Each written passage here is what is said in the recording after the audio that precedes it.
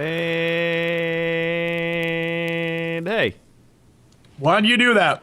Why do you do that every time? Because it's more fun that way. It catches you off guard. TV's No. all like, Yeah. we're going live in 10, 9, 8. We don't do that here.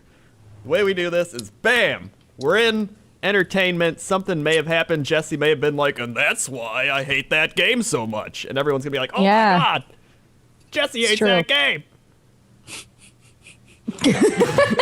Oh my God, he hates it so much. Scandal. Scandal. Wow. Wow. As you can see, TV's still here with us. If you look on the live stream, Now I gotta go look and see. I what know, it is. yeah. What'd you do? I went on to DeviantArt and found an amazing digital art painting of Total Biscuit. Perfect. And Oh yeah, there he is. there he is. He's with us. He's just, he's froze in time. He's just stuck in time. He's a Time Lord. No, everybody, there's no intro. Get over it. Yeah, there's There- no, It'll happen again next week. we This don't is the have. special version. This If you is- miss it, if you just if it hurts, you can go watch the VODs that have it. Yeah, I don't, yeah. Either way, how's it going, everyone? I know. It is so great to see you all in this post-PAX edition. It's good. TB wasn't there. He doesn't know what the hell happened. We he do. doesn't know. Dodge and I do. I don't know why Crendor's here. Dodge and I could have just done this ourselves, but Yeah. that's fine. Let's That's fine. let's talk about Pooks. Pooks. Pooks. What is it? Pooks. Pooks. Oh. Pooks. I hope that's not a bad word for something somewhere. Hold on, I'm gonna look it up. Pooks. Pooks. Sounds racist. Pooks Urban sounds Dictionary, racist. Pooks. Nickname given to a friend or lover. Ah, like Pookie. Oh, like Hey, that. I'm Hey, Pooks. glad we managed to get there with that. Like Me too. Pookie. Good job, guys. We did it. Now we know. Hold on. Urban Sounds racist. Dictionary, Also, you Pooks. miss. What did Nickname Dodger say given- today? What'd you say before we started this about sandwiches? What'd you say? Sandos. Oh, like Hey, that. Oh yeah, I called them Santos. I've never thought about hitting a woman, but I felt in that moment. She's like, man, they got some great sandos. I was like, nope. No. Sandos is so fun to say. You're like, yeah, I'll take a Sandos. roast beef Sando. Oh yeah, Sandos. I We were love the talking word about that Sando. earlier. The Sandos. Yes, yes, great that's right. Yes, the word. Sandos. Yes, That's right, buddy. What? What? Nothing, Crendor. Sandos. Sandos. Yeah, yeah. Either People way. in chat are wondering if I combed my beard. I'm gonna give that a big negatory, good buddy. This is here's what I've done today. I woke up, jumped in the shower, went to Ralph's Friendly Markets and got a sandwich for lunch, Ralph's Friendly then- Market. and then ate it, and then tried to finish this delicious Kickstart sponsored by Mountain Dew Energy Drink. Mwah. And that's literally it. That's all I I've done approve of all today. shameless advertising on this podcast. Thank you, buddy. You're So welcome. let's talk PAX because Okay. Yeah. we could say, "What'd you play this week?" Answer would be tons of games. Too many. I have a list of games here. So many damn games, guys. Tons of them. Can I ask you a question, Jesse? Sure, shoot. Did you go in the virtual reality hamster ball? Did No. The big white ball that was like at the back of PAX? Oh, you should have. No, I was busy avoiding Markiplier because he kept trying to challenge me to go fight him in a cage, and I was like, no. You got No. challenged to fight There was cage Markiplier in fighting a at cage PAX? match? Here's the thing. I don't want to ruin that pretty face of his. I understand. That's all. I don't want to hurt him. The internet would never forgive me. So I don't want to He break doesn't him. need the face. He just needs that voice, right? Nope. As long as he still has that I'd voice. punch his larynx until Oh, he right couldn't- here. until he- Crush it. just crush it with my foot, with my massive foot. man heel. Right. Oh, That's your right. foot. I'm threatening to murder another YouTuber. That's right. You heard That's correctly. the Jesse Cox way. Heard it here. No, I was trying to write this list down. I don't think I got to it. There was the mega booth, the indie mega booth, but then there was Yep. the indie mini booth, and at the mini booth there was a game that was for the Oculus Rift, and they tweeted about me playing it, and then there's a picture of me. I feel like such a tool douche burger because I can't remember the name of the game right now, and It basically is you put on the Oculus Rift, and you are a hacker hacking a system. It reminds you of in the 90s when people thought that's what hacking looked like. It's great. Yeah, and so like it's one of those games where instead of just moving the joystick and the screen moves, you actually have to move and point with your face, and then you hack systems. And it was so much fun. And I wish I could remember the name of it. And I was gonna write it down, but Darknet. Thank you, Fate Hack Zero. Darknet. The hacker got on it. Darknet. The hacker got on it. It was great. I had a lot of fun playing that, and that's the only time I actually had like a virtual reality thing going on. The rest of the time it was just nonsense, silly gaming nonsense. But I loved it. Oh man. Okay, so the hamster ball was actually brought there by a university who were like, "We do game stuff. You should get in our balls." They sound pretty weird. We Yeah, do they game had- stuff. You should get in our balls. They had like a big plastic ball that you could see from pretty much anywhere in the con. And I was like, what's that? So we went over to look at it. And it was literally like you get inside of this ball and there's a big pole that you can hold on to and you put on an Oculus Rift. And then you walk around like a forest in this ball. It's basically like an alternative to the VR treadmill. Cool. But All right. you're inside of a ball like walking around. A little hard to control, but very fun. And that was also the first time I've ever put on an Oculus Rift. So they don't make you stand in line, which I really appreciate. You just had to like sign up for it and then they would text you when they were ready for you, which I really appreciated. So came back and I was like, I've never put on an Oculus before. Is that going to be a problem? And the guy goes, do you get car sick? And I was like, no, I don't get car sick. And he was like, you're probably fine. I was like, okay. So, but yeah, it was So what fun. you're They saying gave is they they gave you like a made full you- 3 minutes, like a solid 3 minutes in there with little sparklies Nice. all over the floor that you had to try and get. But again, you're in a big ball. So like even when you walk forward, sometimes the ball just turns in another direction. It was very strange, but fun. So what you're Worth saying it. is they made you a hamster. You're a hamster in there, yeah. Getting lots Do we have of footage of exercise. this? Do we have a video of you as woman no, hamster? because the Or only hamster woman? all that you wouldn't be able to tell that it's me. It would have just been footage of the ball because the ball itself is like white, so you can't really see anything. I could have handed my phone to Neil and been like, Neil, record me in there, and you wouldn't have really seen. I much. wouldn't trust Neil anyway. Yeah, true. No. Also true. But I tried to run in there as well, and they started going a little fast. Hey, you're going a little fast in there. So, just FYI, apparently they haven't tested out running too many times with the hamster ball. Okay. So that was probably the weirdest thing I did. Do you have a weirdest thing that you did, Jesse? I wait, have a list yeah. of stuff. Yeah, I list would say that's of the weirdest stuff. thing that I did on the floor. Hold on, is my mic? Whoa! Hold on. Whoa, Everybody- Dodger! Everybody quiet. Everybody can think about this while I talk. I want to hear people like, is your mic crackling? It may be just TB syndrome since I have the same mic as him and his mic always starts off being Wait, like, did you I haven't heard you crack at all. everybody My quiet. microphone just because TB had it. Everybody can, oh wait, no, Look. it's fine now. It just cracks at the You'll beginning. never be TB. You'll never I be don't TB. want to be TB. That's way too much fame for me. I want a nice medium where I can make half the money YouTube gods make. I want half the money of God. Of God? Half Look, the money, because TB I don't wanna has spoil more it for you. money. TB has more money than God, so I want half that. That's all I want. I can live off that.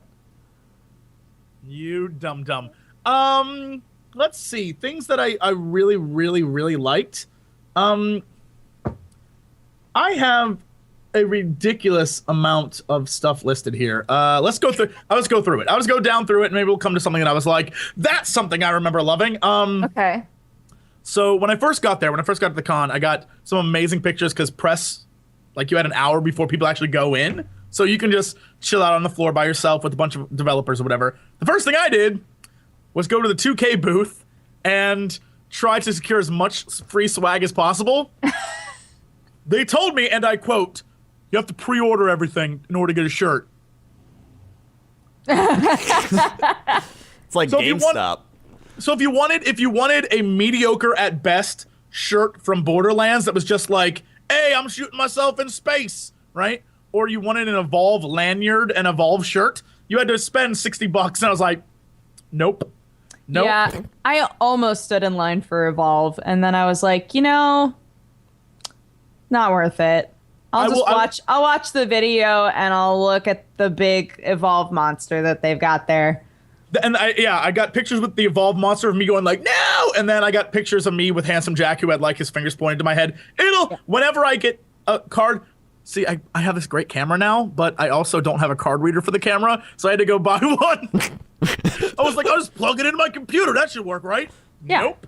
So I have to wait 2 days for it to get here. Anyway, so I stood in line for Evolve and went in with the early media people. So I guess this is this guy's like first big speech of the day. And so he's sitting there like, oh yes, this is Evolve and these are all things we do. And they showed you all the different classes and how basically it's a 4v1 game. So it's, you have an assault guy and a medic and a trapper, and basically everyone has to work together as a team to take down the monster. And then the monster can evolve throughout the match. And once you get to level 3, once you evolve to level 3, you basically become an unstoppable killing machine. And so it was very cool looking. The problem is what they showed us was all tech stuff. So it's like, this is how the game plays. Yeah. And this is what you do. And it wasn't a lot of, these are the different modes and these are the different things you get.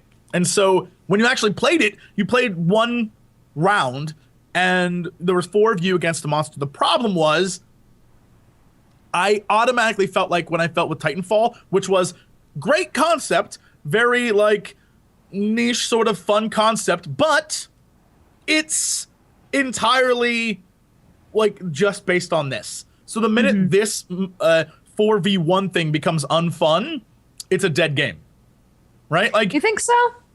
I wanted to see what kind of modes they had. I wanted to see what kind of additional maps they had or different things they had. I don't know. It makes me, if they can have a bunch of other things added in there, it'll be great. I think it'll be a fun game. But, I don't know what else they have, because all we saw was the core gameplay, which was 4 friends take on a 5th friend who murders them. Yeah, I think that it helps that they didn't go the Left 4 Dead route and just be like, here are 4 generic people who can pick up guns and shoot stuff, and then the one guy who's a monster. Like, you have classes. Yeah. It did remind me of Left 4 Dead, but like they took the niche parts of Left 4 Dead, which is like you fight a monster, and then said you become one of your friends is the monster, and he gets more and more powerful, and then the other 4 of you have to kill him. It sounds like that's been done before, though. It has, but this is entirely based off that premise. Even on StarCraft, and StarCraft had mods, multiplayer mods, where you would play that, and they were, it was done with little StarCraft characters. It was the exact same concept. They just took that concept and said, we're gonna make a full game around it, We're gonna make an actual game. Yeah. Yeah, which is why I'm a little worried that long term that isn't really like, it's fun, but it reminds me of Luigi's Mansion and the free Wii U stuff where one of you is the ghost and then the other 4 of you are the Mario team trying to catch him. Yeah. It's really fun for a good hour. I remember playing that game.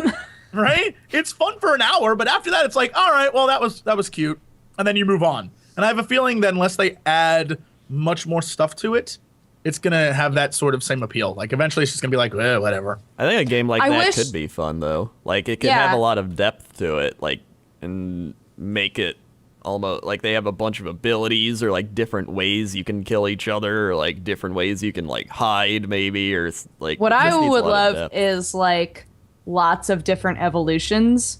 Yeah, like, depending on what's happened, if you evolved in a different way, like that would be sick. I would love that. But I don't think they're gonna do that. And there's a lot of problems. I think like I could imagine maybe one of the evolutions is you can fly. Maybe you can like get wings or something. But the problem is one of the abilities is you put a dome down and the dome traps him in that dome, so you have to engage in a fight. So the monster can't keep running. And if you have wings, right, that negates 90% of that dome's usage. Like sure you can put the dome down and trap them, but if the guy's flying above you, then the dome's pointless. Right? So I wonder if that's something that they've included or think about included. I don't know. I have no clue. Well, what if they like made a game where it was like you're a boss and like you fight like people trying to like a raid almost or like a dungeon, but you're Well, that's the what boss. this is. I mean, that's what this So is. it's essentially One just- player is the boss. One player is the boss monster, and everything is boss. It's always a boss fight.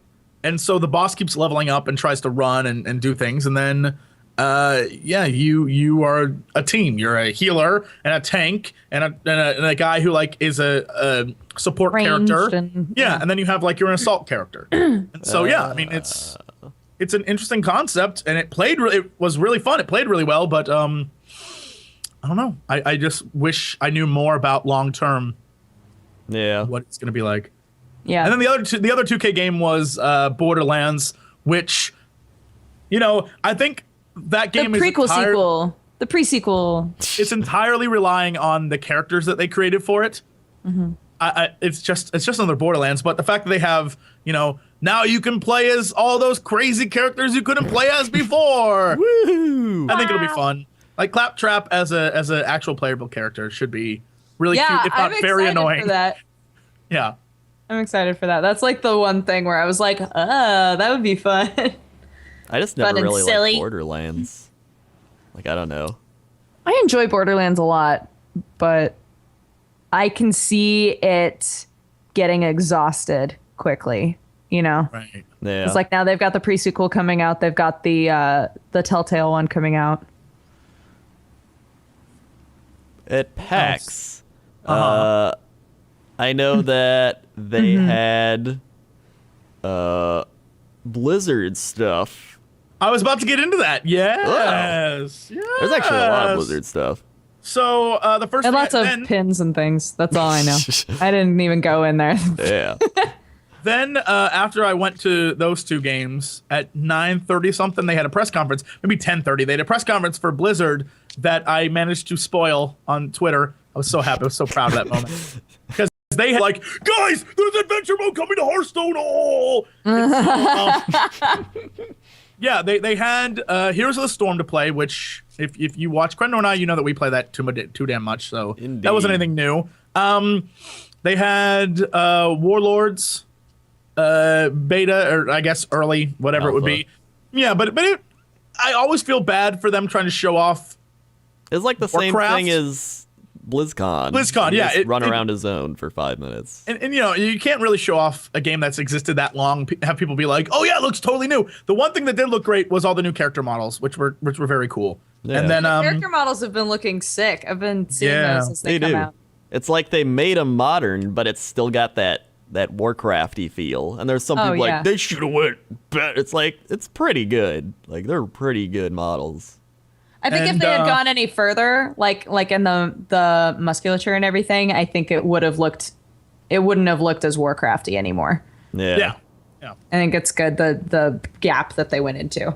My favorite Yeah. part is they took the furries into account and made all of their furry popular characters, like the Draenei and them, like a little too sexy for someone with hooves. But whatever. I'm not calling you guys out, but there's a lot of you out there who have a disturbing fascination with hooved, horned women, and I'm just saying, Dem hooves. it's Look, Them satyrs were hooves. the first. Satyrs Them were the hooves. first. yeah, them hooves. And then Heroes of the Storm, or not Heroes, but Hearthstone has adventure mode coming this summer. Yeah. So the first one is Naxxramas, and basically you card battle through 4 wings and unlock new cards, and all of them have death rattle. There's which like means 30 that new when they- cards. Yeah, and almost all of them have death rattle. So when that person dies, you just get skeletons on the board. Like, here, enjoy. Yeah.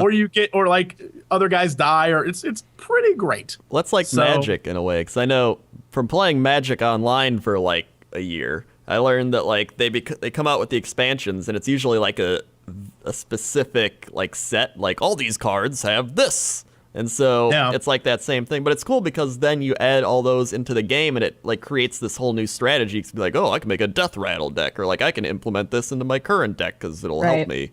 So that's what makes it more fun, is that it adds more depth into the current game as well. When are we getting the iPad version? I know Canada has it. Canada Yeah. and I was Australia. about to say, isn't it?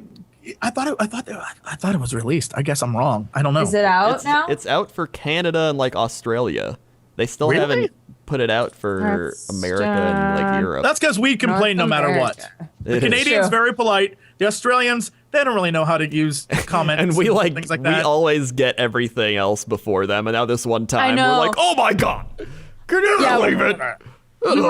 We were talking about Hearthstone a couple of days ago, and I realized that's when I feel my American privilege the most, is when other people get games before us. There's like this initial reaction of, but we're America. Did they forget about What that? do you mean we didn't get it first? And then I immediately feel like an asshole. No. We have that right, because even in England, they got the movie Captain America before we got the movie. Yeah. And I was like, Yeah. that doesn't make any damn sense. What assholes? Yeah, all my British friends on the Twitters being like, Captain America's so good. And I was like, shut up. Although, I don't want to admittedly, hear it. very good movie, so it was worth the wait. Yeah, it was very good. You all should go see it. Speaking of Really? MMOs, I got to play should see it. WildStar, and since the last time I played it, it has improved so damn much. I was originally very turned off by the idea, because when I played it last PAX, it felt very wowy. Yeah, And that's when I played it last. And this time, I went in and I actually, with the head developer and like the guy who ran the damn company, we sat down and played through it. And I was like, hold the phone. This plays much better now. It is actually much faster. It's much more about movement. It almost feels like next level Guild Wars 2. And Oh. all the raid bosses are movement based. And so it isn't like the Trinity, like the healers are in the back doing their thing, and the tanks are just around the boss and stuff. It's actually really, it was really cool. One of the boss fights I saw was bombs. The boss has bombs, and you fight him on a platform. As the bomb goes off, the platform crumbles below. So the way the map changes, I guess, as the boss fight goes on. There's actually a lot to it that I really, really like now. And the thing that I think sold me the most on probably giving it a chance is the developers literally were like, we have a year and a half worth of patch content and new raids and dungeons after launch already done. That's really I was cool. like, that's the one thing that I needed from Star Wars and Yeah. Rift and Elder Scrolls, like all these things where it's like, oh, and Guild Wars, like we have this plan and we're going to go with it. And they said basically they were influenced by every mistake that was made before them. And that's why they're like, we took a little longer to release than we should have, but this is the reason why. And I was like, I will give you a chance now. yeah. Dude, I will WildStar give you a went ham at PAX. Like, there were ads for WildStar all Everywhere. over the place. I was like, damn, they're going hard. Are they in beta? There's a beta this weekend, I think. Yeah. And then Okay. they're going to go full on super beta. Super beta. I mean, Super beta mean. Oh, Super beta. I don't know, but it's apparently that's coming down the pipeline where everyone can play. But I was, the last time I played it, I was very like, boring. But they came out guns blazing this year. It's like reverse Elder Scrolls for me. When I first played Elder Scrolls, I was like, this game's great. And the more I played, I was like, oh boy. And this is the exact opposite. And so I'm really excited to see it happen, because I even told him it was great. We were talking about, because I guess these guys are old school WoW players. Like they also have accounts and stuff. And they were like, yeah, no, we fully understand that when people leave games, they just go back to WoW. And our job is to keep them playing. So the only thing we could do was create tons and tons of endgame content that can compete with WoW. And I was like, I literally have been saying that for the last 2 years. There's no other. I was like, I feel like this game's catered to me, guys. I was like, I feel like you guys made this game for me.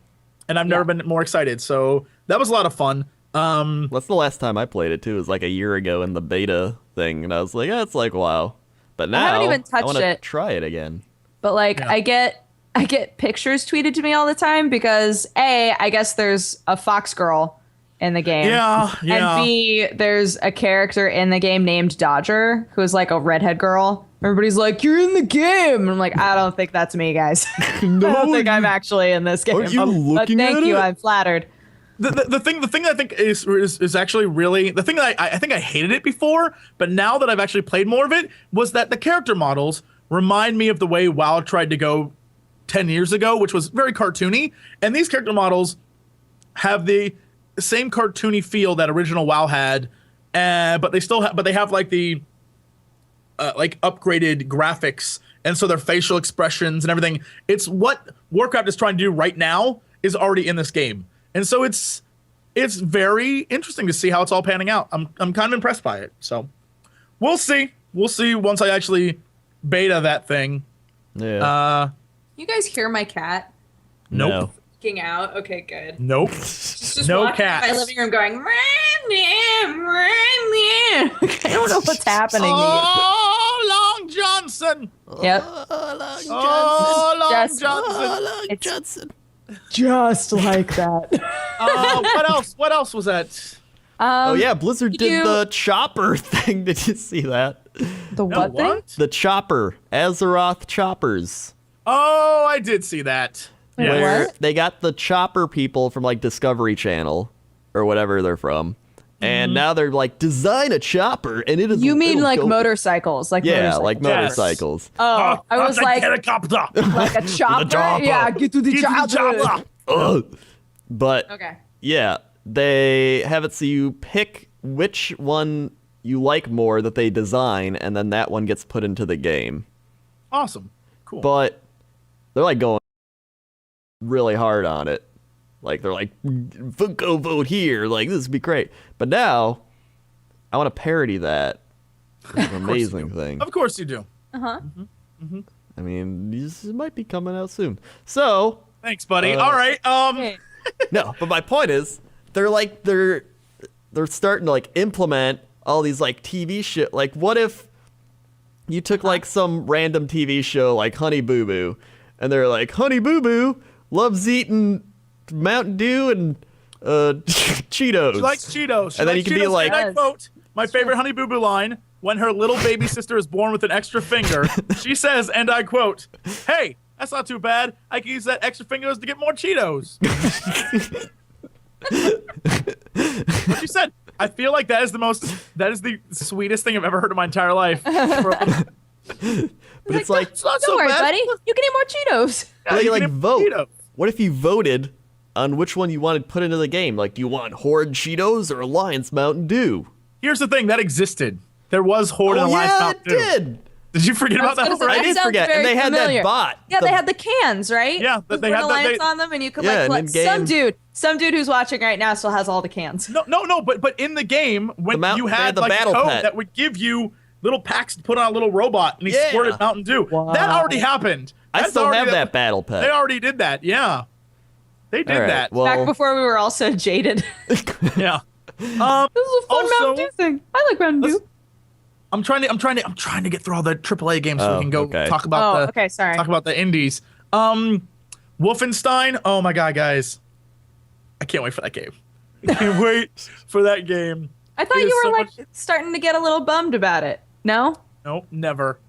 I played it again and was once again it reaffirmed my love for everything. First off, it has the adequate amount of loot in a first-person shooter where you can just run up and like steal helmets and put on. Oh, then I used a cannon to shoot down a giant like Imperial Walker thing with a laser face. It was awesome. Whoa. And my guys swear at me. Look. It's gonna be a let's play. It might be my favorite game of the new year. I'm so excited. I can't. The fact. Oh, the hero just swears at Nazis. It's great.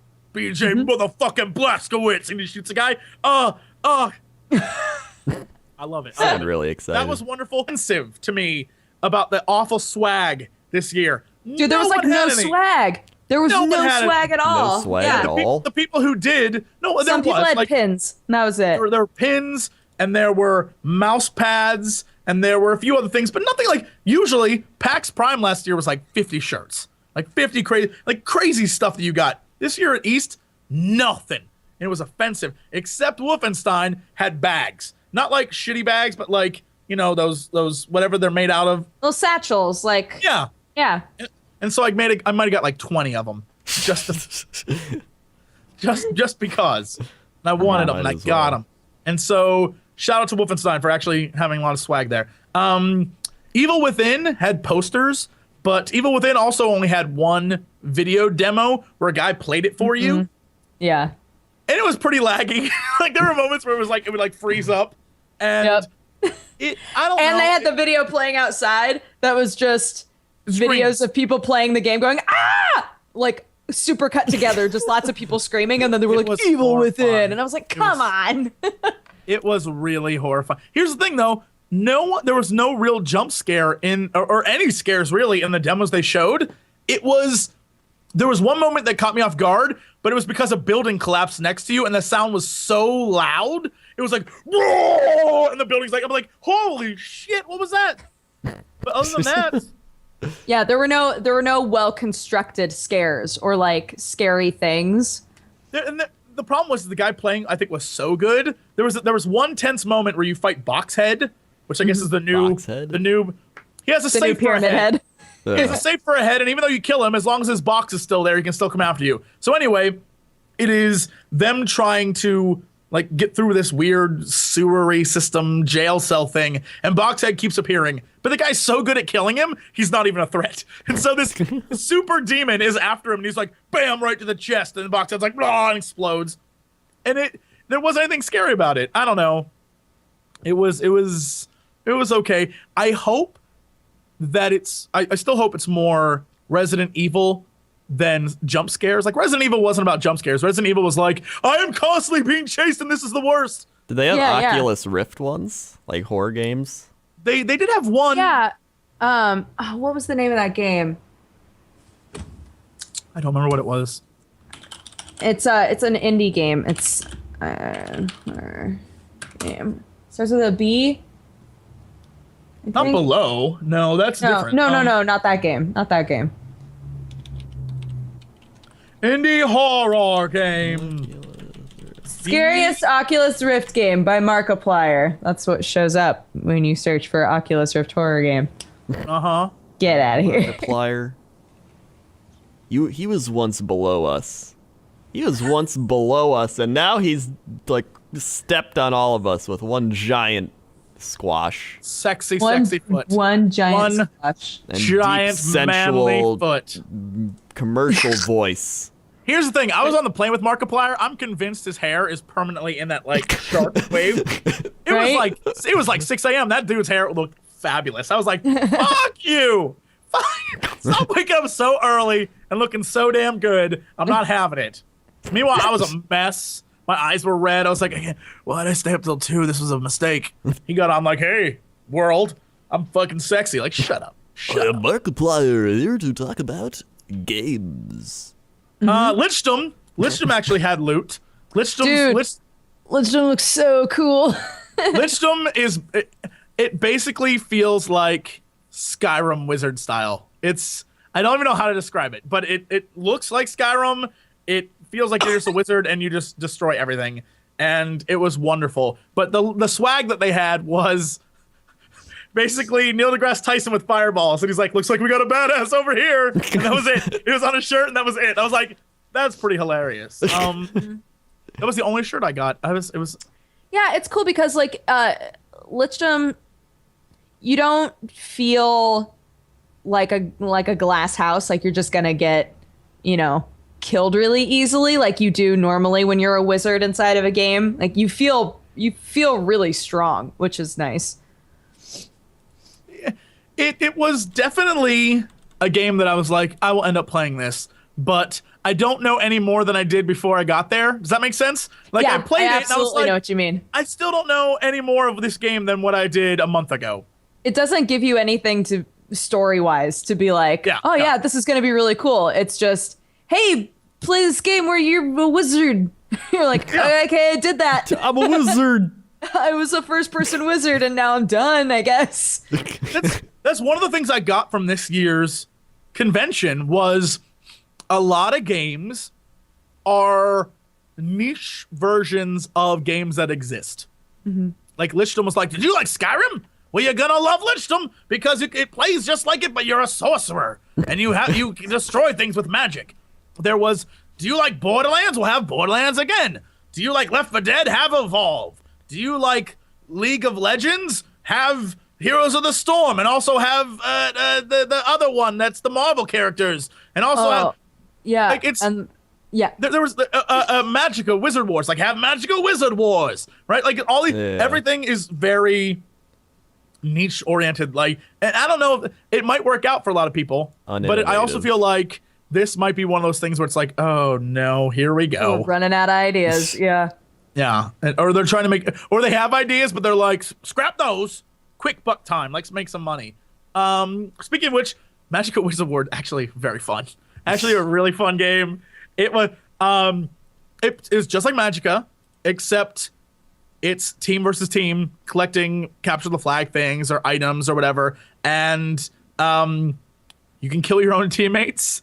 It's just like Magica, where you make spells, you know, like RD or DD or whatever the fireball is, and stuff. I mean, it is actually very, very fun. The thing that happens though is you can customize your outfit, your weapons, all of it to make you have certain powers. And so I went full fire. I was like, I'm gonna sacrifice, you know, speed for just a fireball machine, and it was a mistake I made, because turns out as you kill more people, you get this little bar that increases and it lets you use spells, like super spells. One of the spells that I put on my maximum level 4, making it super duper impossible to get away from and super deadly, was meteors. And I was like, this is it. This is what I'm gonna do. I'm gonna go in, I'm gonna get in the middle of battle and just unleash these meteors. I might have forgotten that everything kills everybody in this. And so every single person was fighting on one thing, and I was like, meteors, bitch! And I guess there were monitors around so people waiting in line could watch. And I unloaded meteors, and I killed everyone. My team, their team, everyone died. And the entire line starts bursting into laughter, and I was like, so for a full minute, no one could do anything because everyone was dead. And we were just all just looking around. I was like, I'm really sorry, guys. I didn't mean to do that. It was, what an amazing game. It was really fun. So if you like Magica, it's a real treat. And I think a lot of people will enjoy that. So that was a blast. I like that game a lot. Did you go to the Kickstarter area at all? I did go to the Kickstarter area. I saw the Men Who Wear Many Hats. I love those guys. They cracked me up. But the game I played in the Kickstarter area was Neverending Nightmares, which I played a while ago. That was my like game of PAX for me. Game of PAX. I absolutely loved Neverending Nightmare. I was like, I can't wait for this game to come out now. It was so good. What's it about? Thing was, all right, so if you want to actually see a video, might I recommend the Greenlight episode where we played the original demo. Is this demo, was this demo different than the demo that you can download right now? It was, the demo that I used to play was the first half of the demo that you can play now. So it's right up into the point where the girl's like hanging with the bloody eyes. Oh, and that's it? Yeah. Oh. So the new thing freaked me out, but spoilers. The new thing freaked me out, but I'm so damn good at that game that it was no challenge. I was like, yeah. Even the guys who made it were like, you did very good. I was like, that's because I'm a boss, dude. I'm a boss. So basically, it's a game about what I was told. It's about mental illness, but it's like a horror game that isn't jump scares. Although there are a few. Like, there are a few moments where it's like, oh, no. But it's it's like drawn style, I don't know, animation. Yeah, it's an animation style that is not scary on its own, right? But combined with like incredible sound design is so scary. There were multiple times where I was like, just because the sound design was so good, it would like freak me out without me like realizing it. And there are little things, like when I originally played it, I thought it was just creepy. There are little things like the paintings in the background change depending on where you are on the level. Like in some of them, there's like a little girl, and then the exact same photo later, it's a little girl but has like Slender in the background with it. It's really creepy. There's like scenes where you walk by a window, and the window there's like someone moves across it really quick. Things like that like those are the jump scares. But most of the game, like later on, it's you trying to avoid a giant baby. Yeah, like a giant veiny baby. And I actually I got caught by the thing at a certain point, and it just picks you up and squeezes you to death, and you just burst into blood. And I was like, oh. I never got caught by that baby, because once I saw those closets, I had a flashback to when Crendor and I played Outlast, and we just hid in closets the entire time. Oh, well, yeah. Well, like, that's obviously what you're supposed to do. But that very last sprint from to the doorway? The cabinet to the door, got caught, and I was like, F. Wait, so is it just like Outlast then? No. What it is, the premise is, at least from what I can tell, is you're a little boy and you wake up in a nightmare. Like, at least the two bits that I have, and I don't know the plot at all. You're a boy and you wake up in the middle of the night in a creepy house in the middle of nowhere, and you are walking around and like there's just strange things happening, and you find a room with like a dead version of yourself and blood on the wall. It's like, why did you kill me? And then you like keep progressing, but what happens is you keep waking up. Like, if something horrible happens, you wake up, and so you're it's like in a new area. It's kind of like the idea of when you're actually dreaming, a horrible thing doesn't happen. You wake up before that horrible thing happens to you, but you keep waking up in a new nightmare. Thus the never-ending nightmare. You're just having nightmares over and over again. But with each nightmare, you've progressed a little bit. Like, an item that you found will be in the room with you when you wake up, and then you can use that item. Like, things like that. But So it's cool. a horror And like, point and click, basically. yeah. And the world of it, like, the deeper you get in, it's the same place, but it's changed in ways that make it a little bit creepier, and you're just like, oh, where am I? Like, it freaks you out. And actually, no, I was going to spoil the end of the demo. I won't. Yeah, I was about to say it might not be, but you never know. Like, you don't know what's going on. And the whole idea is that, and like I said, it's a horror game, but the developer said that at its core, it's like about mental illness. So who knows what it's actually about? Because there was just like, here's a scary little bit from the game. So it was actually really fun, and it's not like jump scary, I'm gonna make you scream scary. It's more like really tense, like, oh no, this is not good kind of scary. So yeah. I can't remember. I think it's the creator of the game. I'm sorry if this is like false information. I think the creator of the game has OCD and wanted to make a game that was kind of about OCD. But maybe that's not. I won't look it up. But either way, the game is like super cool, really interesting, I think. So I'm excited to play that some more. Well, I guess now we're on to indie games. So those were the AAAs and the big games. But now indie. First off, can I just say the game Not a Hero is maybe my favorite game there. Not a Hero. Oh my Where was god! that? It was right next to Hotline Miami.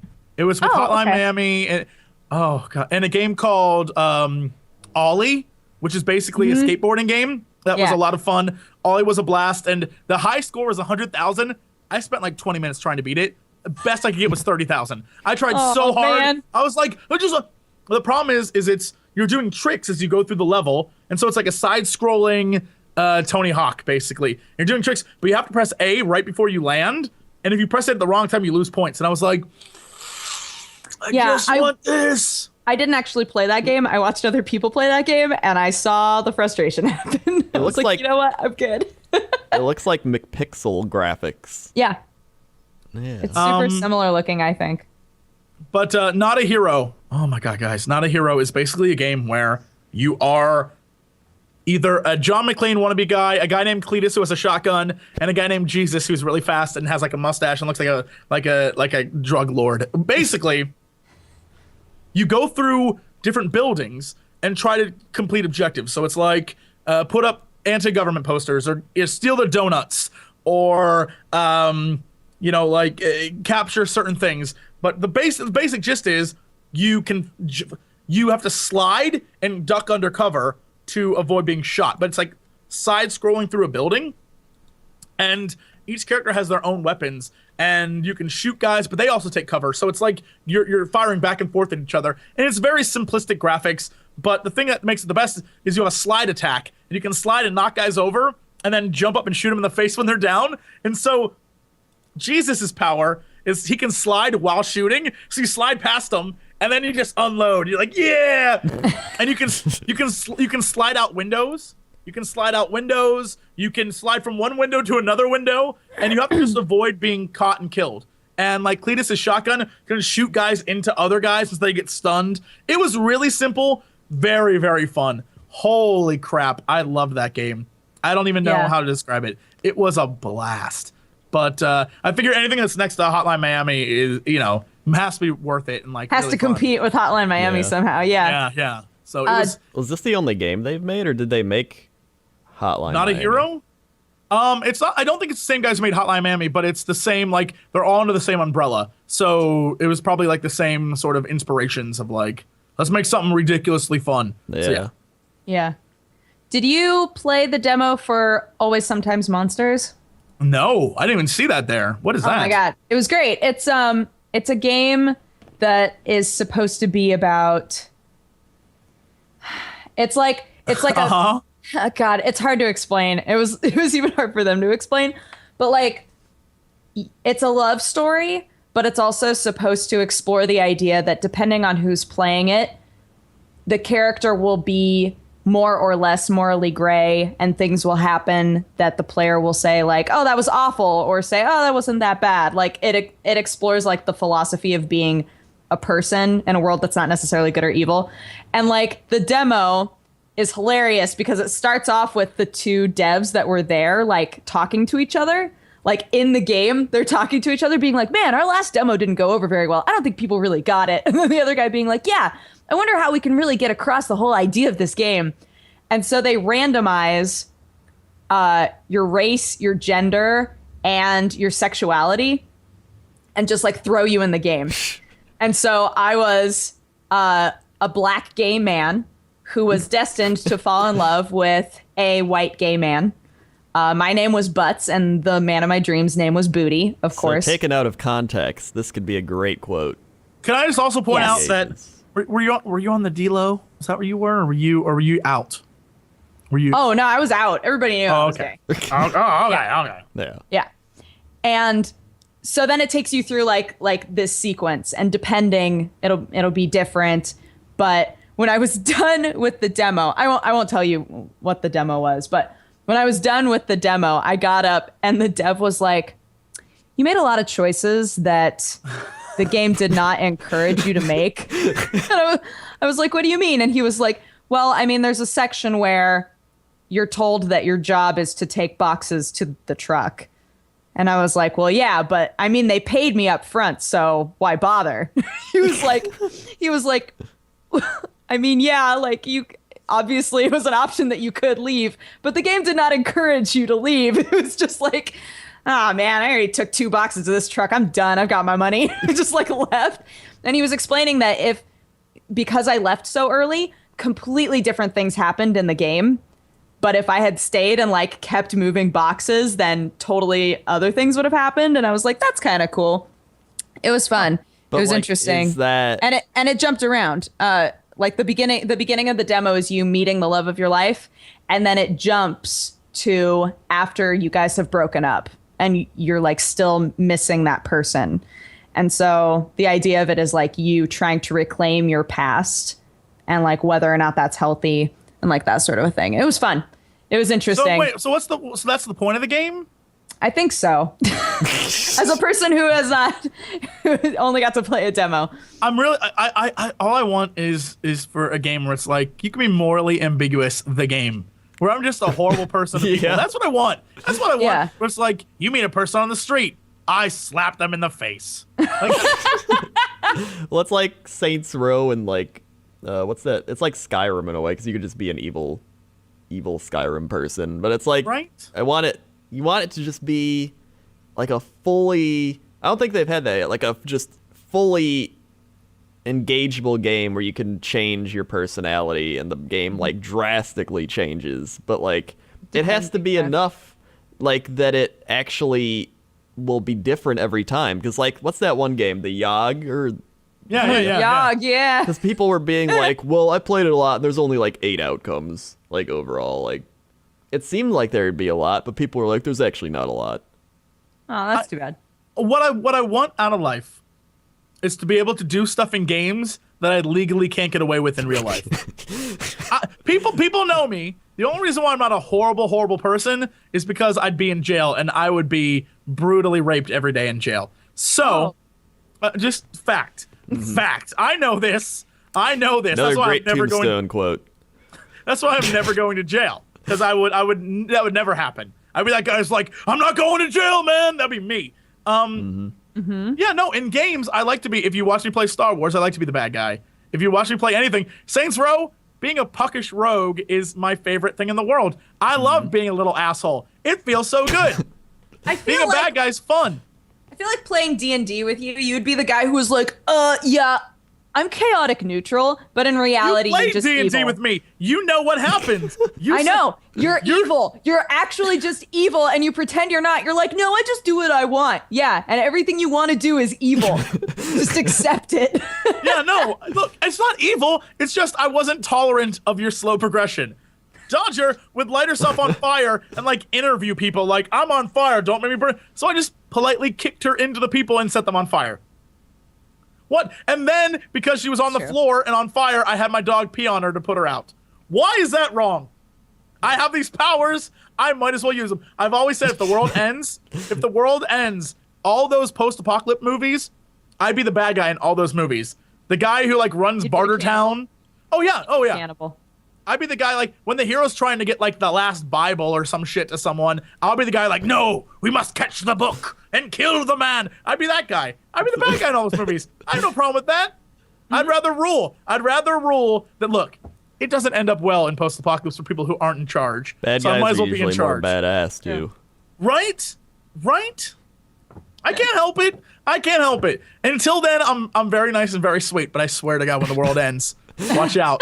Watch out, people. All over. Zombie Watch out. apocalypse. You're tossing people into the fire and into the zombie pits so you can get away. I'm gonna become a pirate. Look, I'm very close to the ocean. I'm gonna steal some of these boats, and I'm gonna become a pirate. And then my flag is gonna be a skull with a red beard. With That'll your be, pet and it'll sea flap in lion. the wind. Oh yeah, with Sealy? Yeah, Sealy the sea lion. Sealy sea the lion. mattress. Wow. I sleep on him. He's Sealy certified. That's one what I of my noticed catchphrases. by your one of my place. catchphrases is like, if I trust you, I'm like, you're Sealy certified. That's the best part about being by you is like you don't hear like birds and stuff in the morning. You hear like it's just like Yes. it's the Those are sea lions. Yep. the So sea lions. that's look, I'm just saying that's what I want. That's why I like those games, because it legally allows me to be a horrible person. Because let's be honest, in real life I want to be bad, but I'm That's just why like people play Grand Theft Auto. Yeah. nice know. to meet you. Because you want to know what it's like to be that Grand Theft Auto person, be like, yo, I'm like so badass, I'm stealing money and drugs and stuff. But it's like I don't want to do that in real life because that's like That's like real mean and gross. that's like mean, and I don't want to. It's not good. It's fact. In real life, I'm Sansa. In video games, I want to be Joffrey. Yeah. It's true. In real life, I'm like, golly gee, all I want to do is have fun. But my life, oh boy, I've got stuff to do. I'm Sansa. But in reality, I want to be Joffrey, and I just want to be like mean to everybody. But I can't. All right. My Awesome Knots character went up during PAX. Penny Yes, Fox. I saw. And that was super fun, although also embarrassing because I was like, I'm going to go over to Awesome Nuts booth and play my character. And man, am I bad at that game. I know I've said before that I'm really bad at that game, but playing a character with my voice and also being awful at it was just like, I'm so sorry. Every dev in the world, I'm so sorry. And they all kept coming over and being like, hey, how do you like it? I was like, I love it. I'm really doing bad, but it's great. It was so sad. For But, shame. Yeah. I And came then- over to watch you play, and I was mad that the booth was full. Shout out to the Awesome Knots guys, because their booth was packed. But I was man. mad because the booth was full, because I was going to try and sneak in and play my character and just kick your ass. But Oh, that would have been amazing. There was Yeah. no room. There was no room, so I just watched from a distance and tears. Yeah, that's like one of the rare times that I even saw you at PAX. I want Except a for the panel. character. Except for Hey, the panel. look. Show up to PAX. Leave your house once in Blue Moon Crendor. Maybe they'll give you a character. I don't want to leave my house. It's comfortable. I like my house. And IKEA's close by, and I can get coffee. At the IKEA? IKEA is I have an close by. IKEA family card, and you can get free coffee. You go up, you get a coffee mug, and you go like, I have an IKEA family card. And they're like, all right. And you get free coffee, and you can walk around and drink it.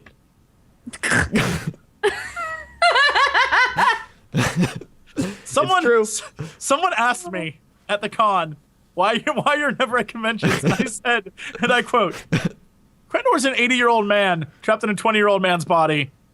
He will Yeah. never leave his house. Listen, I'm You've saying, proven my point. You've proven my point. if they brought a PAX Midwest to like Chicago, like PAX Chicago, I would go because I wouldn't have to like put a lot of effort into going somewhere. There's a PAX South. That's like Yeah, they just south of you announced now. back south, Where's that at? Austin. Texas. I But think that's still that's in Texas south. though. It's on the River Walk. You can go walk the Like, I river. want a Midwest one where I don't have to leave for a long time. I But can the just like Midwest go is out of my always house, cold. like, yeah, but not in the always 20 feet of summertime. snow. Make it in July. Always. July, PAX Chicago. That's like the best time. PAX We have July. Lollapalooza here. That's PAX Australia, There's man. Lollapalooza here. Yeah, but nobody cares about Australia. They just have like old. I do. They just you- have like look, kangaroos, deadly things, really And beautiful extremely Australian hot women. weather, gorgeous and like Australian women the who don't know anything convicts else of about Britain. Australian men. The convicts they need an of American Britain. man to hold them closely. Dodger, stop judging me. Australian I women. just I'll like find that you one Crendor gave up. Like you guys were just talking over each other for so long, and then Crendor I gave won. up I right when you won. were like, the women, they need an American man to hold them close and keep them warm in that Australian sun. Yeah, and they can host PAX Midwest PAX at IKEA, free coffee, Right, meatballs. right. You can get. I'd go to that every day. They hosted at IKEA. They'd already have all the chairs. Yeah, exactly. And They have ima- to put them together, and there's always pieces left And over. it's like People you are like, what are these? think about Why it. are there Okay, screws everywhere? you can have computers set up in each of the like IKEA little living room stations. You just go in and sit down in one. It's like you're playing at your house. Mm-hmm. It's Nope. much more Nope. engaging. Yeah. No. Listen, I just want to be able to drive like 20 minutes and be at a convention. I don't want to like go somewhere. That's all I want. The oldest Then you young should person. move to LA if that's what you want. Yeah, you should move to LA. Look, Dum dum. here are your choices, Crendor. Live in the Midwest where it's peaceful and nice and you can have a big apartment for not as much money, or move to LA and be able to go to conventions in 20 minutes. Yeah, but then I'll have to live in an apartment like you have. I know. You don't want that. I just wanted to see You your just- reaction. You deal with the was- Nidhogg's all day. I know. There's All just barking and dogs. the Kim I have to live Kardashian in a alarm. shithole like you live in. The Kim Kardashian alarm goes off like every 10 minutes.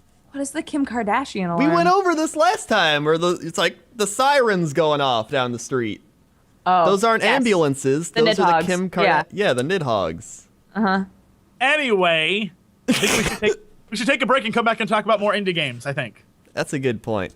Good point. All right, we're gonna take a break, and while you're at it, tweet at PAX. Be like, we want PAX IKEA Chicago, and Oh, just tweet PAX IKEA. Don't call it IKEA. Chicago. Just Yeah. PAX IKEA. PAX IKEA, and then we want tweet at Ramino Games or whatever they are, and say we want Crendor's character to be like an old man. Old man. That's the best way to get in the I game. beat people up Tweet with at my cane. Ramino Games or whatever they Be are. like, the Crendorian Inquisition requires that this land be conquered. All right, we're gonna take a Are we break. done? Can we take a break now? We're gonna take a break. Let me hold on. Let me find a song 1st. Let's entertain the people for like 10 seconds. Boopity boop-a-doop, boopity boop-a-doop, doopity-doop-a-doop, boop-doop, doopity boopy doopy-doop, boopy doop doop boopy doopy doop boop deep doop deep boopity doopy doopy doop boop boop boopity doopy doopity boop All boop right, we're good. bobbity bop. We're taking a break. Or whatever. And we're back. I almost caught you in an opportune time. You didn't though. Here's the okay. So before we continue talking about games, I was talking about Dodger. I asked her if she got the best bit of giveaway loot at the entire convention. I She didn't did get not. and I didn't get the loot bag at all. They make you like stand in line for the loot bag now, which is real dumb. So like Here's you get the- your badge Go at and the then end of there's a the day. completely separate line. Go I at the end of the tried- day. I tried to And find there's- them and they were all gone. All right. Anyway, so in the bag of loot this year was a thing of oatmeal. That's Right? meal. Pone meal. It's extreme gaming oatmeal. And Okay. when you got this, I guarantee, like everyone else, you thought, what is this shit? And you're going to throw it away. Because it's, like, this is, no one's going to eat oatmeal at a convention. This is dumb. I would. Here's the thing. When you open it back up, when you like dug inside here and you open it, inside was Cards Against Humanity cards. Oh my god, amazing. Oh! And so many people threw these packets out that they never found out there was Cards Against Humanity cards in them. That's which so is funny. amazing. And inside of these cards were some of the single best Cards Against Humanity cards I've ever seen. Like, Khan, and a grumpy old Harrison Ford who'd rather be doing anything else. Mistakenly hitting on League of Legends statues. And then my favorite. I'll just let you read that.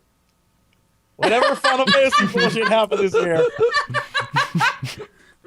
It's so like- applicable to your life. Right? It's like that oatmeal knew you. This is my trump. If you play this on me, this is the one you win with. Trump card. But it was amazing because I kept walking by trash cans and seeing literally like hundreds of these in there. And it was just people threw them out. They didn't even realize that it was filled with Cards Against Humanity cards, which is awesome. And You so just pull them out of the trash. no, I didn't know. Here's the thing. I didn't realize this and I didn't open this till I got home. Oh. So I didn't even realize it. And then I got home and was like, what? Best con surprise. So That's awesome. yeah, very cool. That also makes sense because you guys need to know the line for Cards Against Humanity was insane. There's like that little room with Kickstarter stuff, and then there was a huge line that went all the way down the hall. And I was like, is this the line to get into the Kickstarter room? And so I went up to the guy and I was like, do I need to stand in this line to get into the Kickstarter room? Like, what's going on? And he was like, oh no, that's just the Cards Against Humanity line. It's because they were giving away. One of the things they had for sale was a box. It was a big black box with Box like like this. maybe 18 cards in it. But it was just so you could store all your other cards. But the cards that were in there were all box related. And so later that Sunday night, I played Cards Against Humanity with the box set. And half the cards are literally like a box that thinks it's actually a cube. Right? Like it's like very like, it's an What? eagle, but in the eagle's talons is a box. Like it's just weird shit like that. But it's all box related. And That's that was so it. weird. That was all the stuff that's in there. And I was like, this is insane. So that's what they had. The bigger, blacker box was the name of it. And that was... Yeah, it was huge. People brought them to us to sign, like the bottom of them, and they were like legit like this long. Those were so many Cards Against Humanity cards now. So, but if you wanted oatmeal, guys, there's still oatmeal in here. Oh, there's It's still still in here. oatmeal in it? Yeah, it was oatmeal with the cards in there, so Oh it my felt like oatmeal, God. and then the cards were hidden in it, so you didn't know there were actual cards So in there. good. That was pretty great. That was the biggest surprise of the con. Anyway, back to games. Oh, yeah. Let's make a point of saying indie games took over this convention. There was a lot of like, They do every time. yeah, Let's like be honest. they really tried to. I mean, look, there was a League of Legends area. I didn't even approach it. Well, It was. There were 3 League of Legends areas. it was There was too the normal insane. League of Legends area. There was the cosplay area, and then there was one other one that was in another. Oh God, it was bad. Look, I don't Riot. have any. I don't care about League of Legends that much, so this is no big deal for me. I was like, yep, no, I'm gonna just avoid that section and move on. I wouldn't want to go to that anyway, even though I play League of Legends. The cosplay, I saw the cosplay go down, and there was like some girl dressed. I don't know. I guess they were taking all cosplayers because there's some girl dressed as like Poison Ivy, and I was like, what the hell is she doing That's here? Zyra! Nope, that's Poison Ivy. Zyra! Nope, Oh my god. that's Poison Ivy. If you can dress up as both characters, that's the laziest shit, Riot. That's lazy as shit. Like Like oh a- yeah, no, that's Zyra, definitely not Poison Ivy. That's Like- bullshit. Wait, what? 1/5 of their How do you spell Zyra? ZYRA. Yeah, no, this is what. Well, like 1/5 of their champions are based off s- like. I other saw this people. girl, and I also thought, oh, a Poison Ivy person. Yeah. That's so dumb. That's so look. No, chat's like GG Jesse. No, that's not GG Jesse. That's a Riot. You're lazy as shit when it comes to character designs. Don't pin this on me because they aren't creative. Don't pin this on me. Yeah. Damn it, Rito. Yeah, what the hell? What else? Oh, A Hat in Time was there. A Hat in Time is a very, very cute, Yeah. fun game. It's in like super alpha still, but it's really fun to play. Like the feel of it is really nice. That's the one thing I was disappointed with. Besides a little bit better controls, they really didn't get further than they did the last time I played it, which was like 6 months ago. Which is, Yeah. I was like, oh, come on, guys. Make it happen When I was- faster, please. When I was there, the game kept bugging out. There's an area where like you can grab little token pieces behind this barrel. There were multiple times that when playing co-op, the second person would go behind the barrels and just bug out and not be able to leave that spot. It happened like 4 times before I even sat down to play it. And I was like, well, not going behind that barrel because damn. Crypt cheated. of the Necro Dancer. Oh, Yeah. that game. They've got co-op now. I'm real bad at that game, by the way. What's that about?